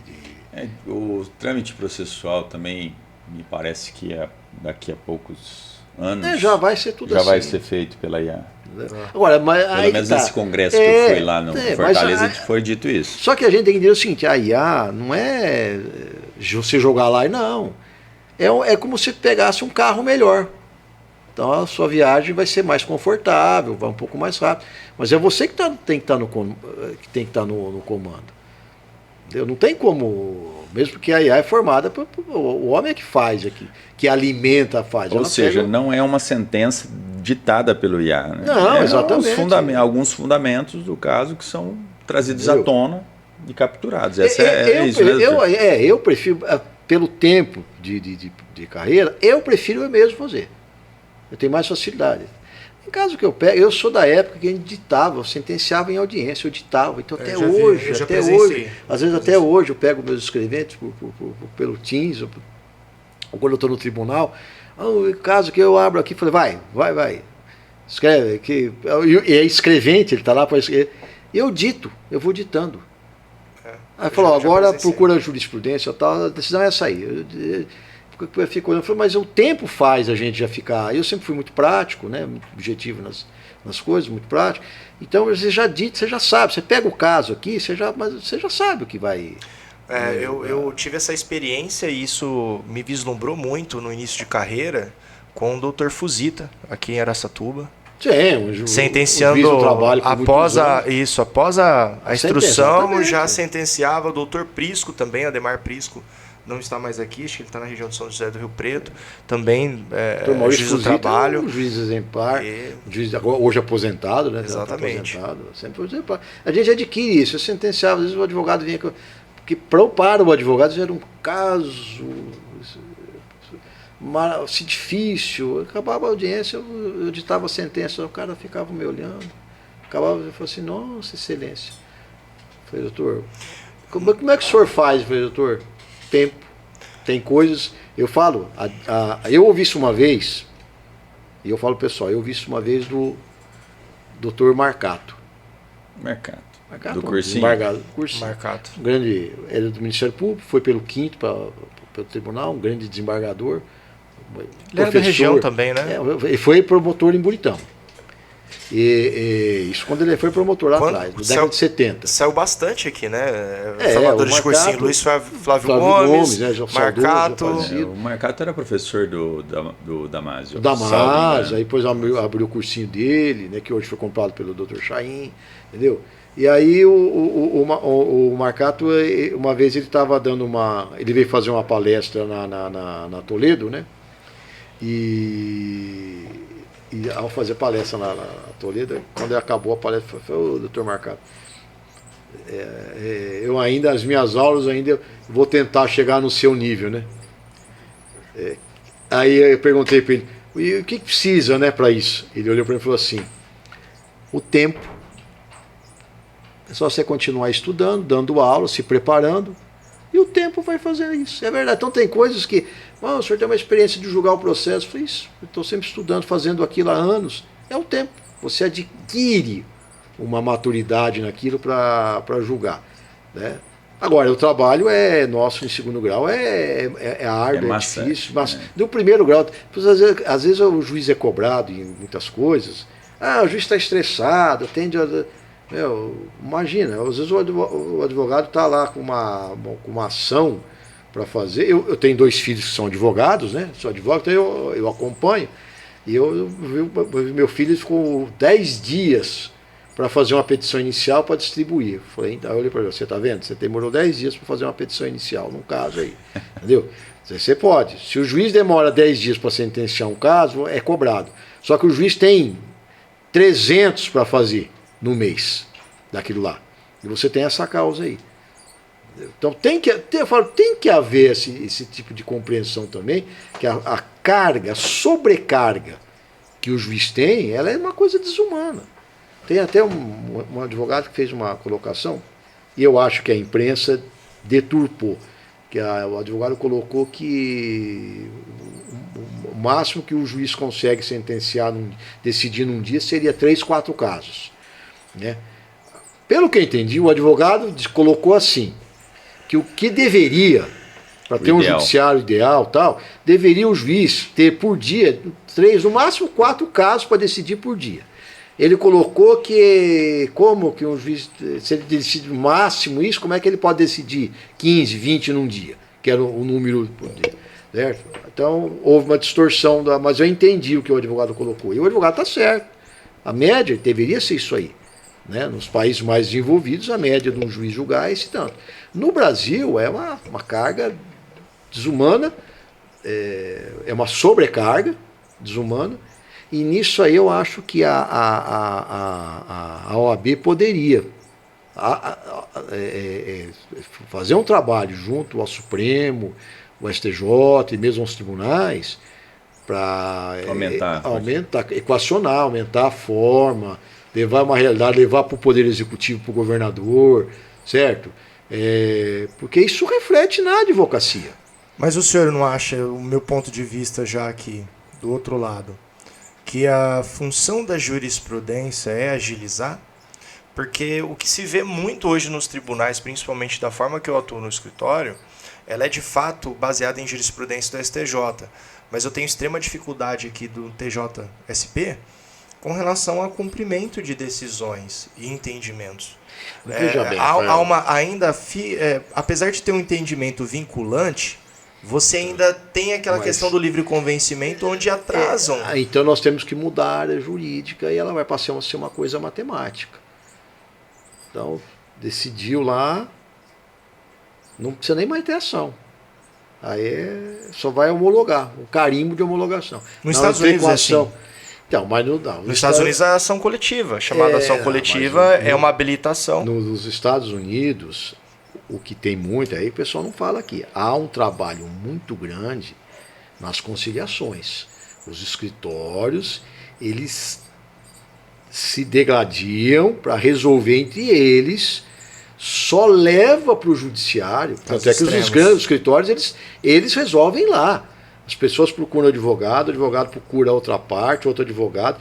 Eles travam batalhas enormes nos escritórios. Quando, eticamente, falam, há uma dúvida realmente, então aí nós vamos ao judiciário. No Brasil, não, a cultura é diferente. Tudo se judicializa, certo? E depois busca-se uma conciliação.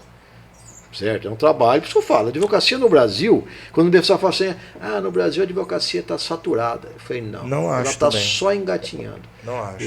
Os advogados no Brasil ainda estão, eles têm que começar a aprender a advogar. Advogar não é só balcão, fazer petição. Olhem nos exemplos dos países mais desenvolvidos. Os escritórios, eles têm que resolver o problema. Tem que ser levado ao judiciário. Por isso que lá nos Estados Unidos, porque lá é assim, quando o Dr. Breno, o Dr. Rafael chegou à seguinte conclusão, nós estamos com um caso aqui, realmente nós não estamos conseguindo chegar no consenso. Há uma dúvida de vocês. Então vamos levar para o judiciário, e o que o judiciário decidir, está decidido. Não tem, não, porque né, o juiz esperneante. Não, o judiciário está lá para isso. Se nós não conseguimos aqui como advogados resolver o problema, então nós vamos levar para o judiciário, mas qual é o ponto que está pegando? Mas nós estamos... Mas isso é advocacia. Isso é advocacia. Mas, aí quando falar que a advocacia no Brasil está saturada, eu falo, meu amigo, você não conhece nada da advocacia para estar falando uma bobagem dessa. A advocacia no Brasil está engatinhando, o ideal é isso. Não é o ideal, é o consenso. O escritório do advogado ele tem que resolver lá, ele tem que chamar o outro advogado da outra parte e resolver lá. O conflito, o atrito tem que ser lá, e o advogado tem que mediar isso aí e resolver. Quando tem dúvidas jurídicas muito intensas, em que há entre os advogados uma dúvida dos dois, não teimosia de um não aceitar o que o outro está falando. O advogado tem que ter humildade, falar, não, realmente a tese dele hoje... Mas quando há... Então, agora nós vamos levar para o judiciário, nós vamos aguardar a decisão de um imparcial. E o que ele decidir, está decidido. Concordo. Está resolvido. Eu vou puxar uma brecha aqui com o Dr. Breno. Que advogou também. Não, tudo bem, mas vamos entrar numa situação aqui que esse embate ficou legal. Vamos pro cartório. Esse embate ficou legal. O doutor advogou por um tempo. Até então, ok. Qual área o doutor mais advogava? Cível. Vamos lá. Mas o doutor Breno no cartório, que eu estou falando desses problemas, ele enfrenta lá. O advogado às vezes vai lá no cartório, ele não vai para resolver o problema, ele vai para criar um outro. Para fazer barraco. O cartório, eu acho que não... A advocacia ali é mais extrajudicial, formal, e é bem objetiva, né, no cartório. Mas eu vou me relevar essa questão que o doutor ventilou. O doutor pontuou, mas deveria ser assim no Brasil e tudo mais. Mas o doutor já atuou na área civil, o doutor vai entender o meu ponto de vista. Não que seja qualquer tipo de responsabilidade ou culpa do judiciário, longe disso. Mas acredito que o judiciário, em conjunto com a advocacia de fato, deveria concorrer para que, por exemplo, essa visão que o senhor tem da advocacia americana, por exemplo, fosse de fato aplicada no Brasil. Mas isso começa com o judiciário entendendo, inclusive foi tema da minha monografia, em relação à valoração de indenizações, né, da minha a monografia de formação de graduação. Então, o judiciário hoje... lá nos Estados Unidos, as multas e indenizações são pesadíssimas. E é por esse fato que tende-se a resolução extrajudicial. O senhor concorda comigo? Vamos lá, o senhor atua em cível. Mas é isso aí, eu entendo. Mas isso é o seguinte, com o tempo, isso é uma mudança cultural. Eu já faço isso em sala de aula, sempre curei. Eu sempre falo. A OAB é contra juizado de conciliação. A OAB é contra, foi, né, contra mediação e arbitragem. E, na verdade, a OAB tinha que encampar isso aí.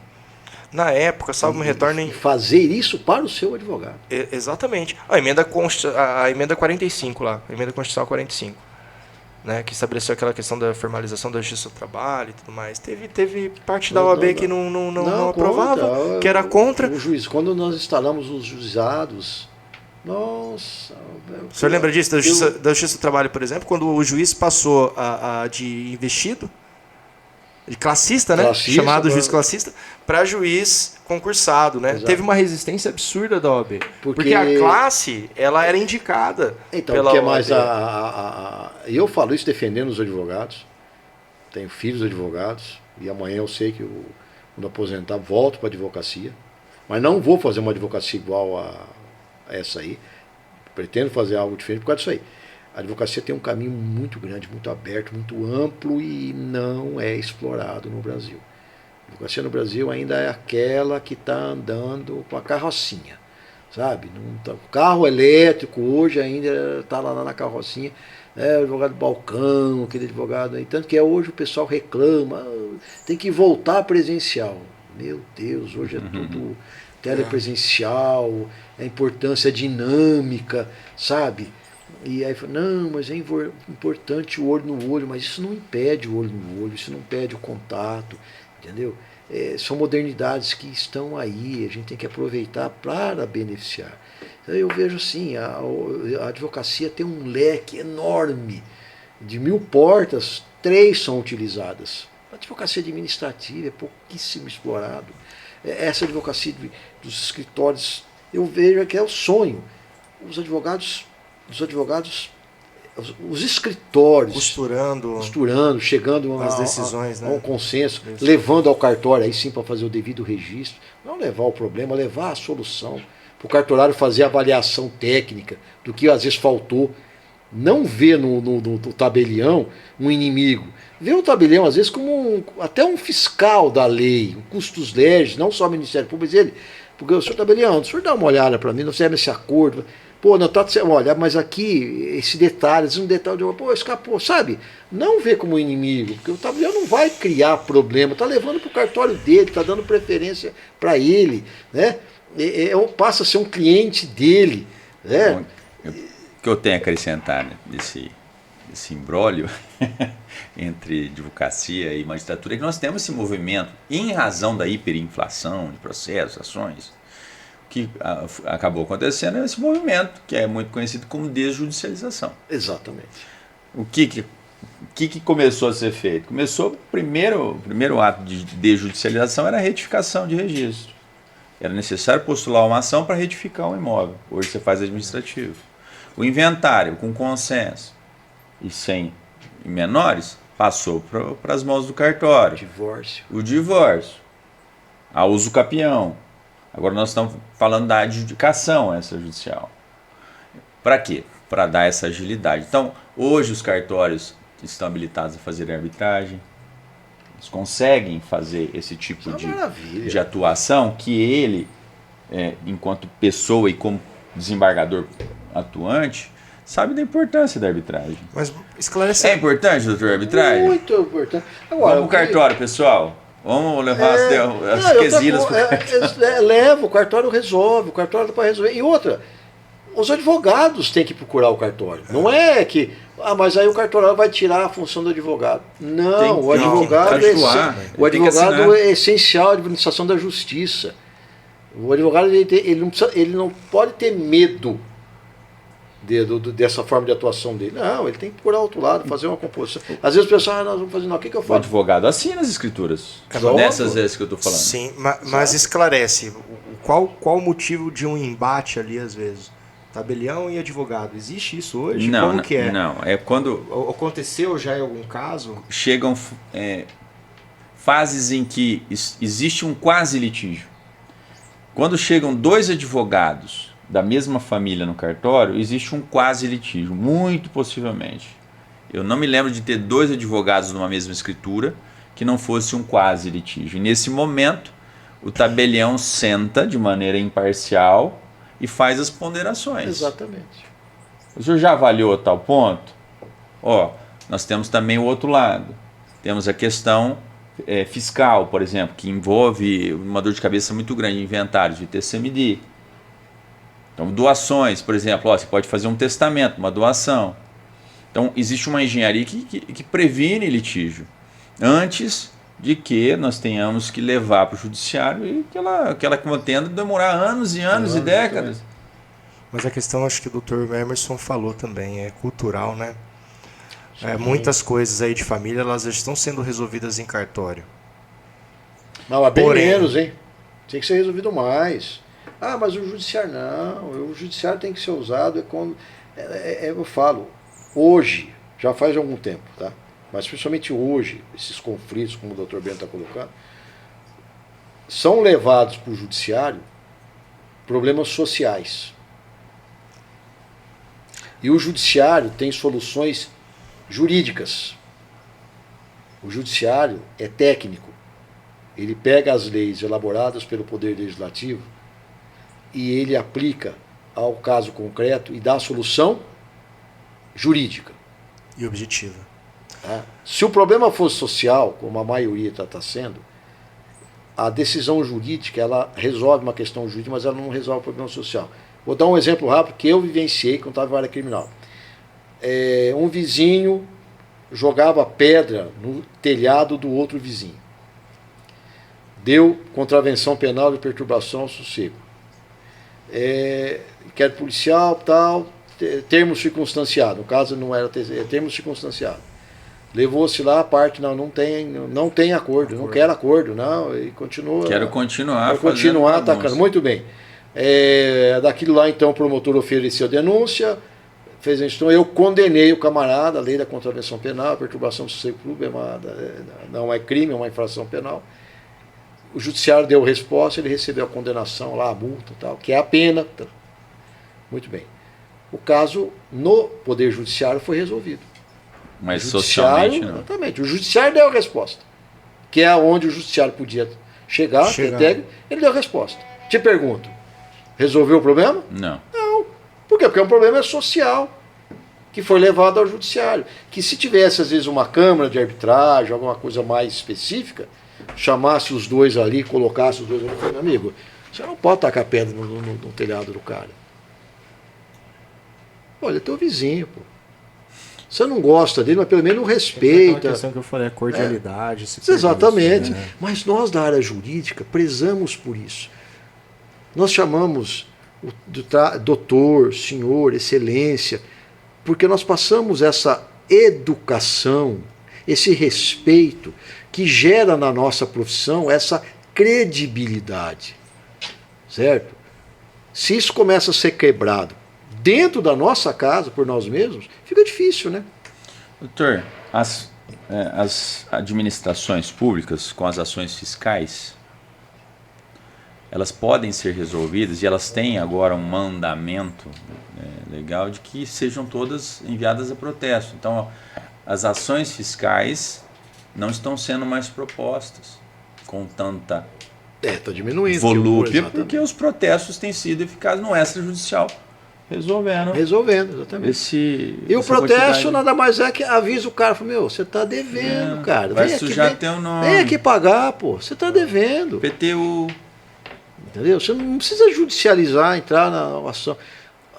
As varas de fazenda pública, as varas de execuções fiscais, abarrotadíssimas né? Porque no Brasil criou-se uma cultura no Brasil de não se pagar imposto. Tanto é que mais a gente reclama no Brasil imposto de renda, a taxa, os tributos são elevados. Mas é de acordo com a nossa realidade. Eu falo, então vamos mudar isso aí. Elege melhor um Congresso, entendeu? E vamos debater lá no Congresso o que precisa, o que não precisa. Até eu vi recentemente uma palestra de um jurista, que eu não vou dizer não, mas é uma pessoa que eu admiro muito, e que ele criticou que o Congresso Nacional aí aprovou no toque de caixa a reforma tributária. Pô, mas desde a minha época de estudante de faculdade, eu escuto a reforma tributária e ninguém fez nada. Aí agora estão reclamando que fizeram em 15 dias. Ué, mas vocês tiveram 40 anos para fazer, não apresentaram nada, agora... Sabe, a gente tem que vamos fazer, pô. Erra, mas tenta fazer, vai errar, mas tentando acertar. Vamos fazer. Chega uma hora que essa situação tem que acertar. Agora, hoje nós vemos um momento que o judiciário abarrotado tem que ser trabalhado nessa parte de arbitragem, de mediação, de consenso. Porque senão nós, da área jurídica, vamos acabar na sociedade perdendo a credibilidade. Porque o pessoal fala que não acredita na justiça. Os números mostram que não. A quantidade de processos que nós temos, isso mostra que a população confia na justiça. Portanto, o número de ações é enorme no país. Praticamente um brasileiro tem uma ação na justiça brasileira, pelo número de processos que tem. Então, veja bem. Então, falar que não tem credibilidade numa situação dessa é uma falácia. É uma falácia, já não tem. É igual falar que o país é o da impunidade como os presídios superlotados. O que você pode ter é o seguinte, nós temos níveis em que o Estado não consegue atingir para coibir o crime, mas no nível que o Estado consegue trabalhar, ele faz o trabalho, tanto é que as cadeias estão superlotadas. A gente tem que entender isso aí. É que no Brasil é o seguinte, tem níveis de crime. Tem o Estado, nós, Estado, conseguimos atingir até uma determinada camada. A camada superior, nós não temos legislação para atingir isso, nem aparato para isso. Tá? E acontece que esses crimes estão aparecendo. Porque, na verdade, esses crimes controlam o que está embaixo.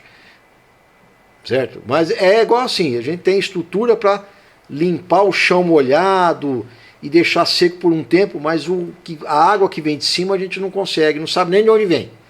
Mas ela vem. E aí, mas o que nós temos é um mecanismo para secar aqui um pouquinho, molha de novo, a gente vai secando, é o tal enxugar gelo.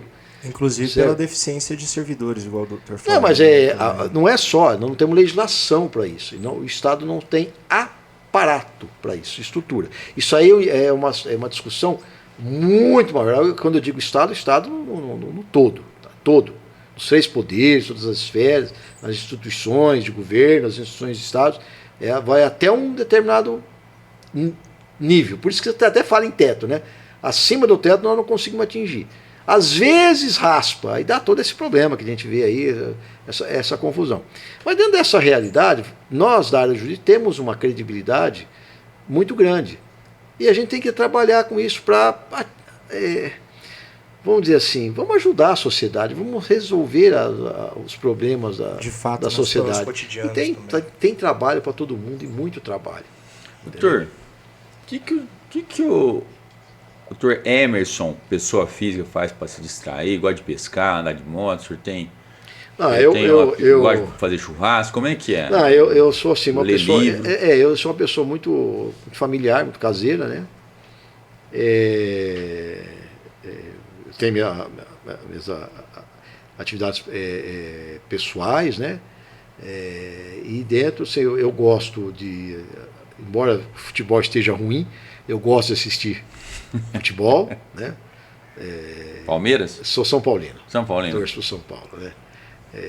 Tenho esse privilégio. Mas tenho respeito. Minha família é toda São Paulina. Eu sou São Paulino, meus filhos são São Paulinos, né? E minha esposa é corintiana. Então, nem tudo é perfeito. Não, mas ela. Né?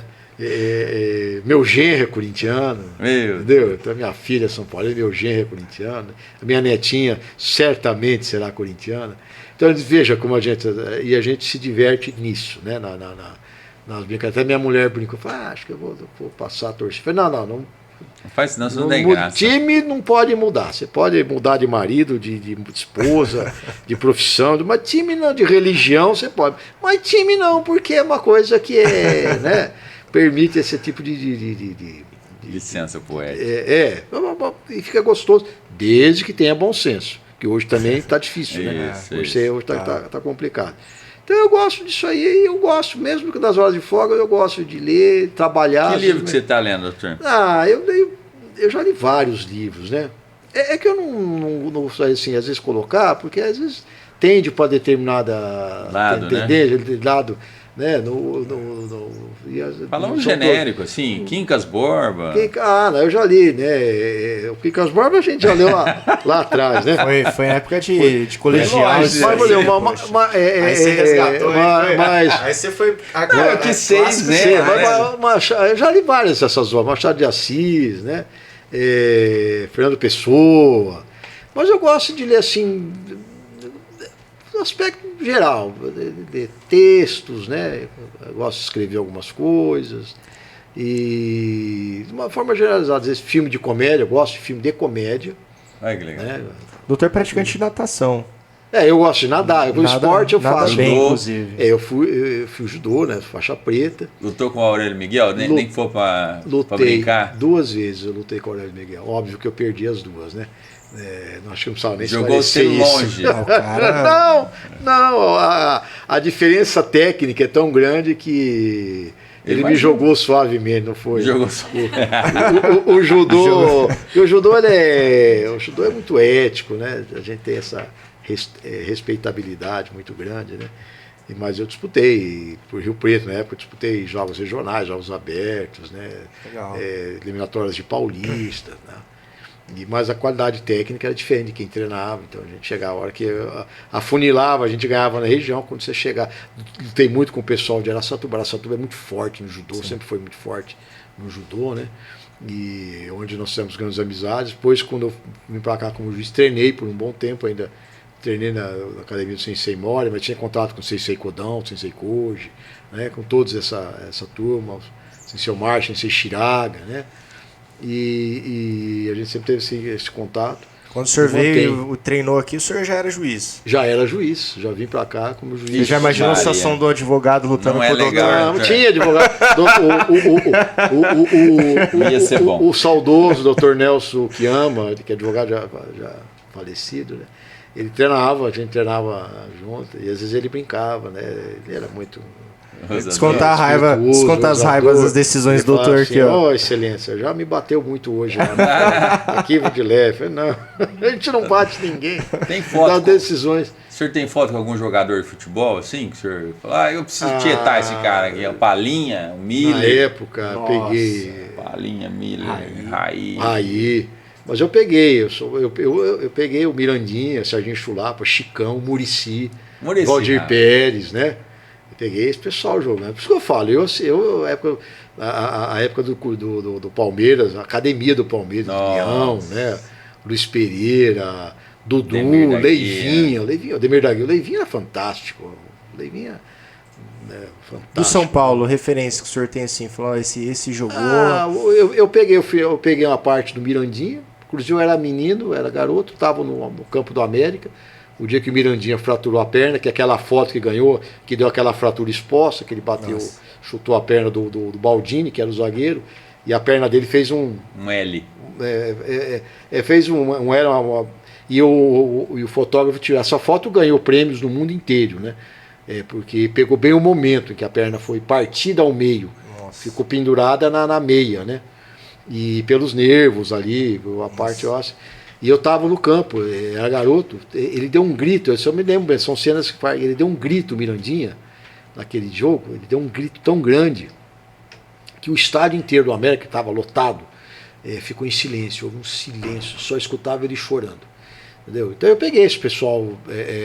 Mas o craque do São Paulo, referência pro senhor? Tem vários, né? Mas o senhor fala assim, esse... Muricy era craque, Pedro Rocha era craque. O Muricy Ramalho? Muricy Ramalho. Era craque? Era um meia-direita, jogava bem, e fazia gols, e tocava bem. O Muricy foi craque. Mas na minha, por São Paulino que eu sou, acho que ninguém jogou mais. Acho que ninguém mais jogou que o Raí, cara. Não, o Raí foi sensacional. Jogou demais. Nós tivemos mediano. O Pedro Rocha era ele participou dos 2 mundiais, né, o Raí? No Raí sim, o Raí, aí a geração depois de 90, da década de 90, ela foi marcante porque onde São Paulo ganhou mais títulos internacionais, né, as Libertadores, os mundiais, né? Então acabou ficando algo marcante. Mas tivemos grandes jogadores. O Corinthians mesmo tinha o Vaguinho, o Geraldão, o Vladimir, lateral esquerdo do Corinthians. O pessoal hoje fala do Corinthians, grandes jogadores, o Cássio. Meu, o Vladimir, lateral esquerdo, fantástico. Não, o Sócrates era. Né, o Sócrates foi ao concurso. O Sócrates é uma coisa. Algo maravilhoso, né? Durou pouco, uma pessoa. Né? Fantástico. E algo marcante na tua vida profissional, doutor? Fala pra mim, um caso marcante. Que o doutor julgou aqui em Araçatuba, falou, cara, o caso X... Eu sou assim, dos casos que eu julguei, ainda vou julgar. Todos são marcantes. Todos. Todos marcam de alguma forma. Teve casos de repercussão. Eu julguei os primeiros casos da época do crime organizado, aqui em Araçatuba, quando começou a julgar. Eu julguei, participei das rebeliões com o juiz corregedor na época para tentar amenizar a questão das rebeliões na época. E essa época foi daquela do Dia das Mães lá? Isso, daquela. E teve outras também, né? Julguei em cada comarca, tive casos ali, inclusive lá de General Salgado, da mulher. Da onde estou, né? Lá a mulher matou o marido, ela apanhava constantemente do marido. Isso na época não tinha Lei Maria da Penha, isso foi em 92, mais de 30 anos. E ela apanhava do marido constantemente. O dia o marido chegou em casa, botou a arma em cima da mesa, falou, hoje eu vou matar, velho. E ele foi à cozinha pegar alguma coisa e tal. A hora que ele voltou, ela estava com a arma na mão, ela descarregou o revólver, matou ele. Ela que matou. Foi para a rua, ficou na rua, acabou sendo preso em flagrante, no homicídio. Eu, na época, dei conselho de liberdade provisória, fiz a instrução, e um advogado, inclusive, de nome, famoso e tal. E, no caso, não teve júri porque eu absolvi essa mulher por inexigibilidade de conduta diversa. Porque as exclusões na área criminal é a legítima defesa, estrito cumprimento do dever legal e estado de necessidade. Né? Então, essas são as 3 causas de exclusão da ilicitude. Né? O fato é típico, mas aí não se torna ilícito. Né? Se torna Nesse lícito, caso não permitido. É culpável, né? Não é culpável. Se torna lícito, porque tira a ilicitude. Né? É culpável. Ele deixa de ser culpável. Típico, mas não culpável. Né? Uma linguagem mais aberta para o pessoal entender. E eu absolvi não por esses 3, mas por inexigibilidade de conduta diversa. No criminal tem a parte, você não pode exigir da pessoa naquele momento uma conduta diversa que não fosse aquela. Certo? Ele, embora não seja reconhecido pela lei, tem na doutrina, e eu absolvi essa mulher nessa situação. Até o advogado me procurou e falou assim, pô, excelência, o senhor estragou meu júri. O advogado queria que eu pronunciasse e mandasse a júri, né? O senhor estragou meu júri. Eu falei, o advogado está mais preocupado com o júri que com a cliente, mas mas ele falou brincando, né? Lógico. Ele falou brincando, o senhor estragou meu júri, esse júri... Uma observação, depois eu cortei sem Léo, mas aconteceu um caso hoje em Araçatuba sobre isso. O cara chegou bêbado. A mulher matou? E a mulher matou ele. Hoje aqui em Araçatuba. É que hoje, Aline, tem uma Lei Maria da Penha, a sociedade defende. Não corta não, tá legal. Não, pode perguntar.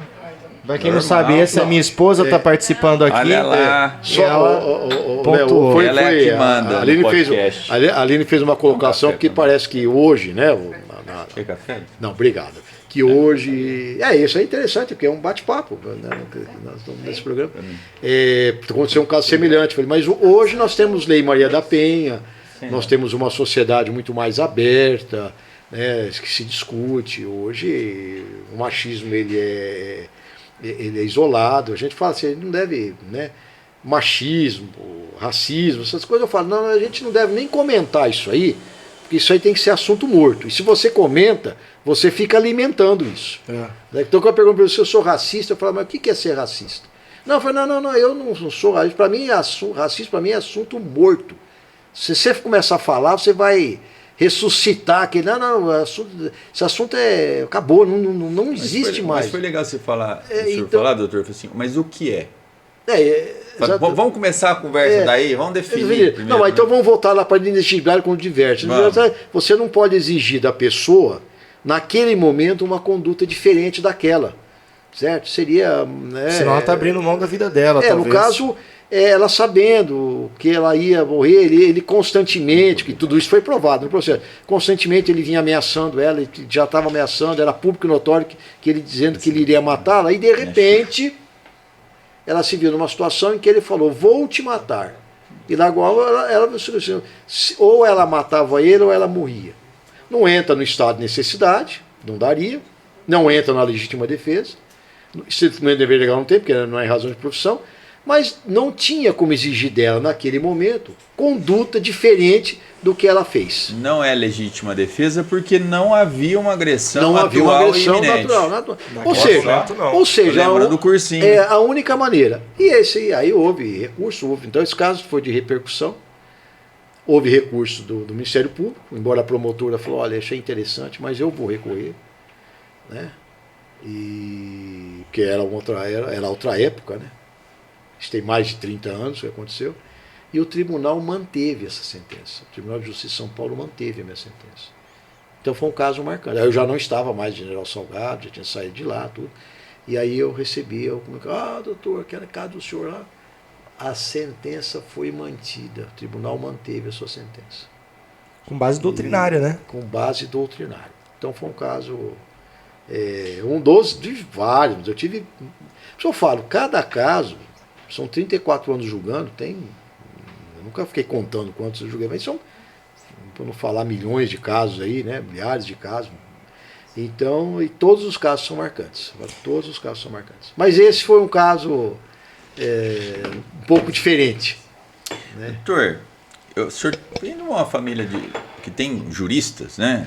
Teu Paulo. Isso, o meu irmão caçula, Paulo Sumariva, excelente professor. Paulo Henrique de Godoy Sumariva, doutor Paulo, meu irmão. Mas e o Emerson? Eu quero saber do Emerson, não o Júnior.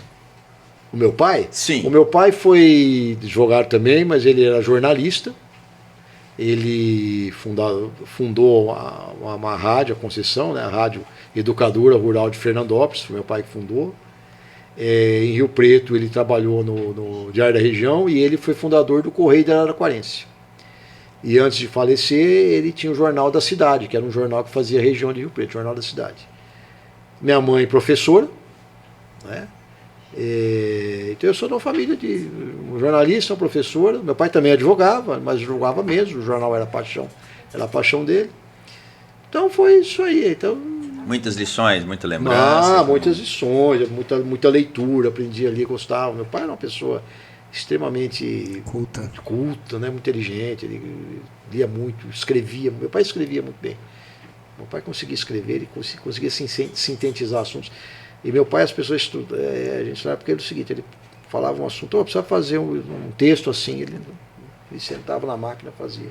O cara falava assim, puta, eu ia demorar um mês para fazer um negócio desse, o cara fez na hora. Meu pai tinha um dom, uma facilidade muito grande nisso aí. Eu aprendi isso aí muito com ele, né? É o que a leitura agrega para o conhecimento jurídico. A gente vai lendo, o raciocínio fica rápido.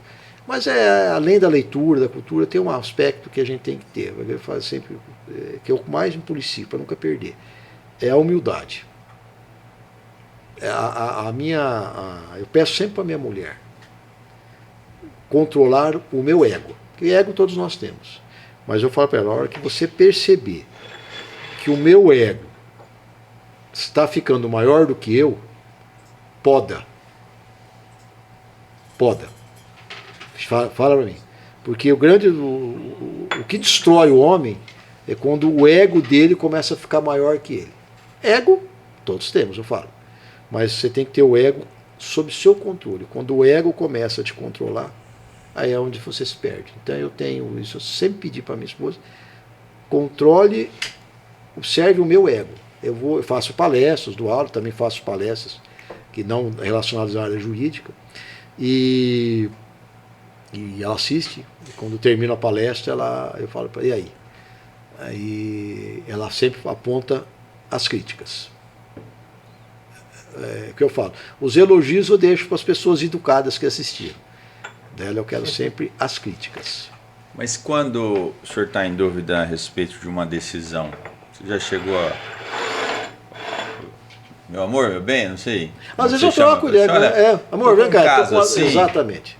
Para ter aquela candura, aquele olhar. A visão, mas é um olhar inocente, tecnicamente. Mas, né? Sabe, eu vejo assim. Nós vivemos um planeta extremamente feminino. há energia, há atmosfera. Até o termo Deus, se a gente analisar profundamente, ele tem uma origem mais feminina. A fêmea, o que gera... Materna, né? O que gera o planeta é a fêmea. Então a visão feminina da mulher, ela é muito mais apurada e muito melhor que o do homem. Eu sempre falo assim, o relacionamento só dá certo se a mulher está no comando, não é o homem. Se a mulher comanda, o relacionamento dá certo. Se o homem quer comandar, a probabilidade do relacionamento ir para o buraco é enorme. Quando a mulher comanda, o relacionamento ele tende a... E o homem tem que ter essa humildade de entender.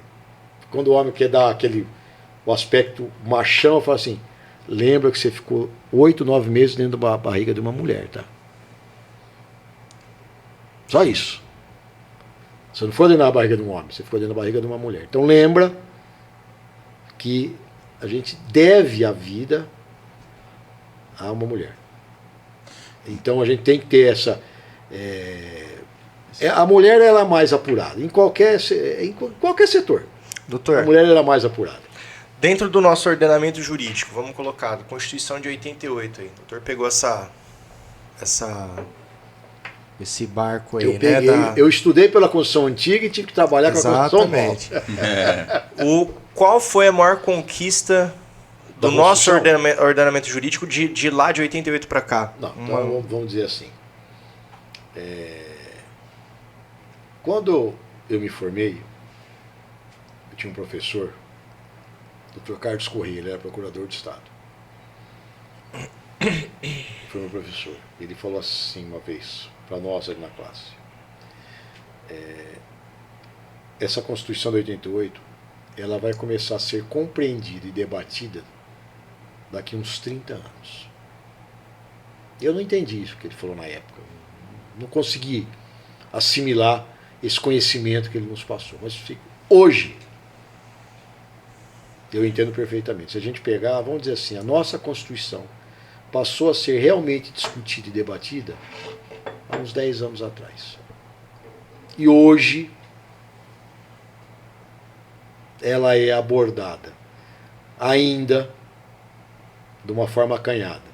Mas eu acho que hoje realmente que nós estamos começando a entender um pouco a nossa Constituição e estudar mais aprofundadamente qual o sentido dela e o que ela pode gerar de benefício para a nossa sociedade. Ainda durante 20 e tantos anos ficou apenas no campo da verbalização, da fala bonita, mas na prática ainda não. Hoje a gente começa a ver realmente o que a Constituição... Porque é que eu falo, no direito, na área jurídica, uma vírgula, às vezes demora 50 anos para ser bem compreendida. E hoje, de fato, as decisões que eu acompanho, no escritório mesmo, falam muito direito ao contraditório, né? Direito à ampla defesa, que são princípios constitucionais, mas dentro desse compasso aí, desse ordenamento que o doutor mencionou, o doutor acha que a conquista foi voltada para os direitos e garantias, é isso? Ou o doutor acha que teve a conquista... Eu acho o seguinte, hoje pelo menos se é se discutido isso. Porque o que é direito? O que são as garantias? Garantias para quem?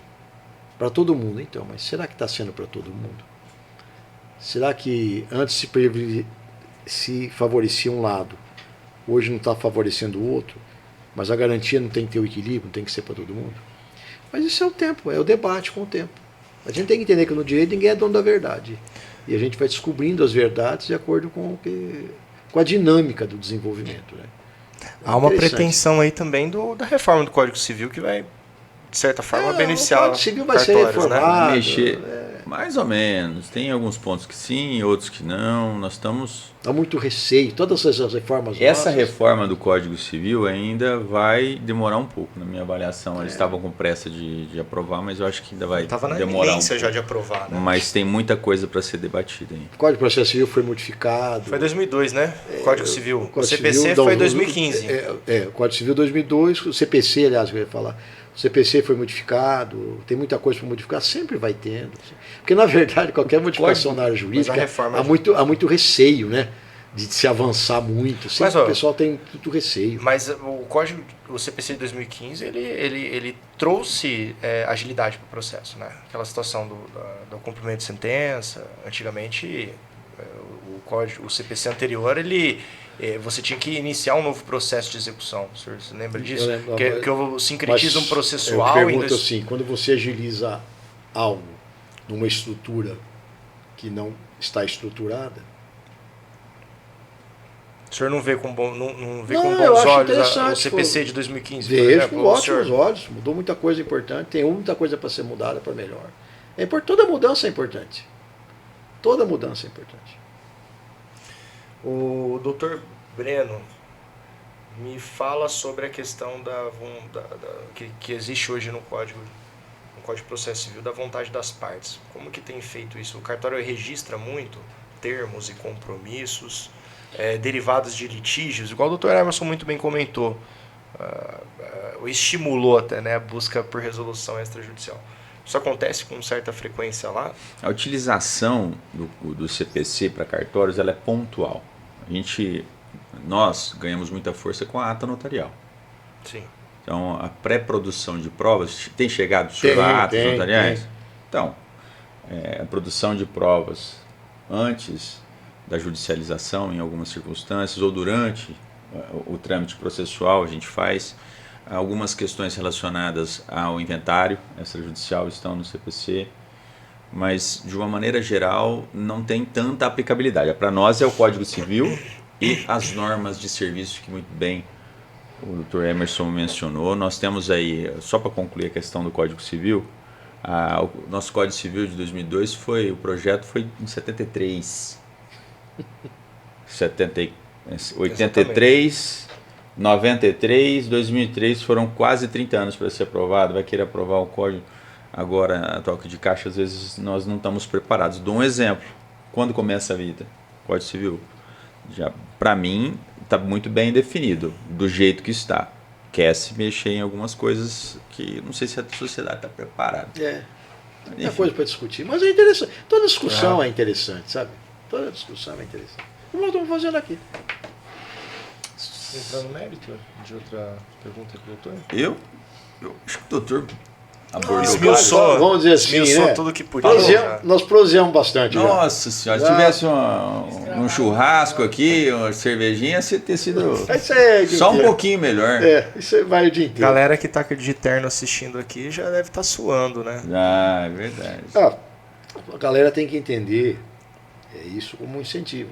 A nossa carreira, ela permite esse bate-papo, essa conversa, esse diálogo e esse desejo de a gente fazer uma sociedade melhor. Tá?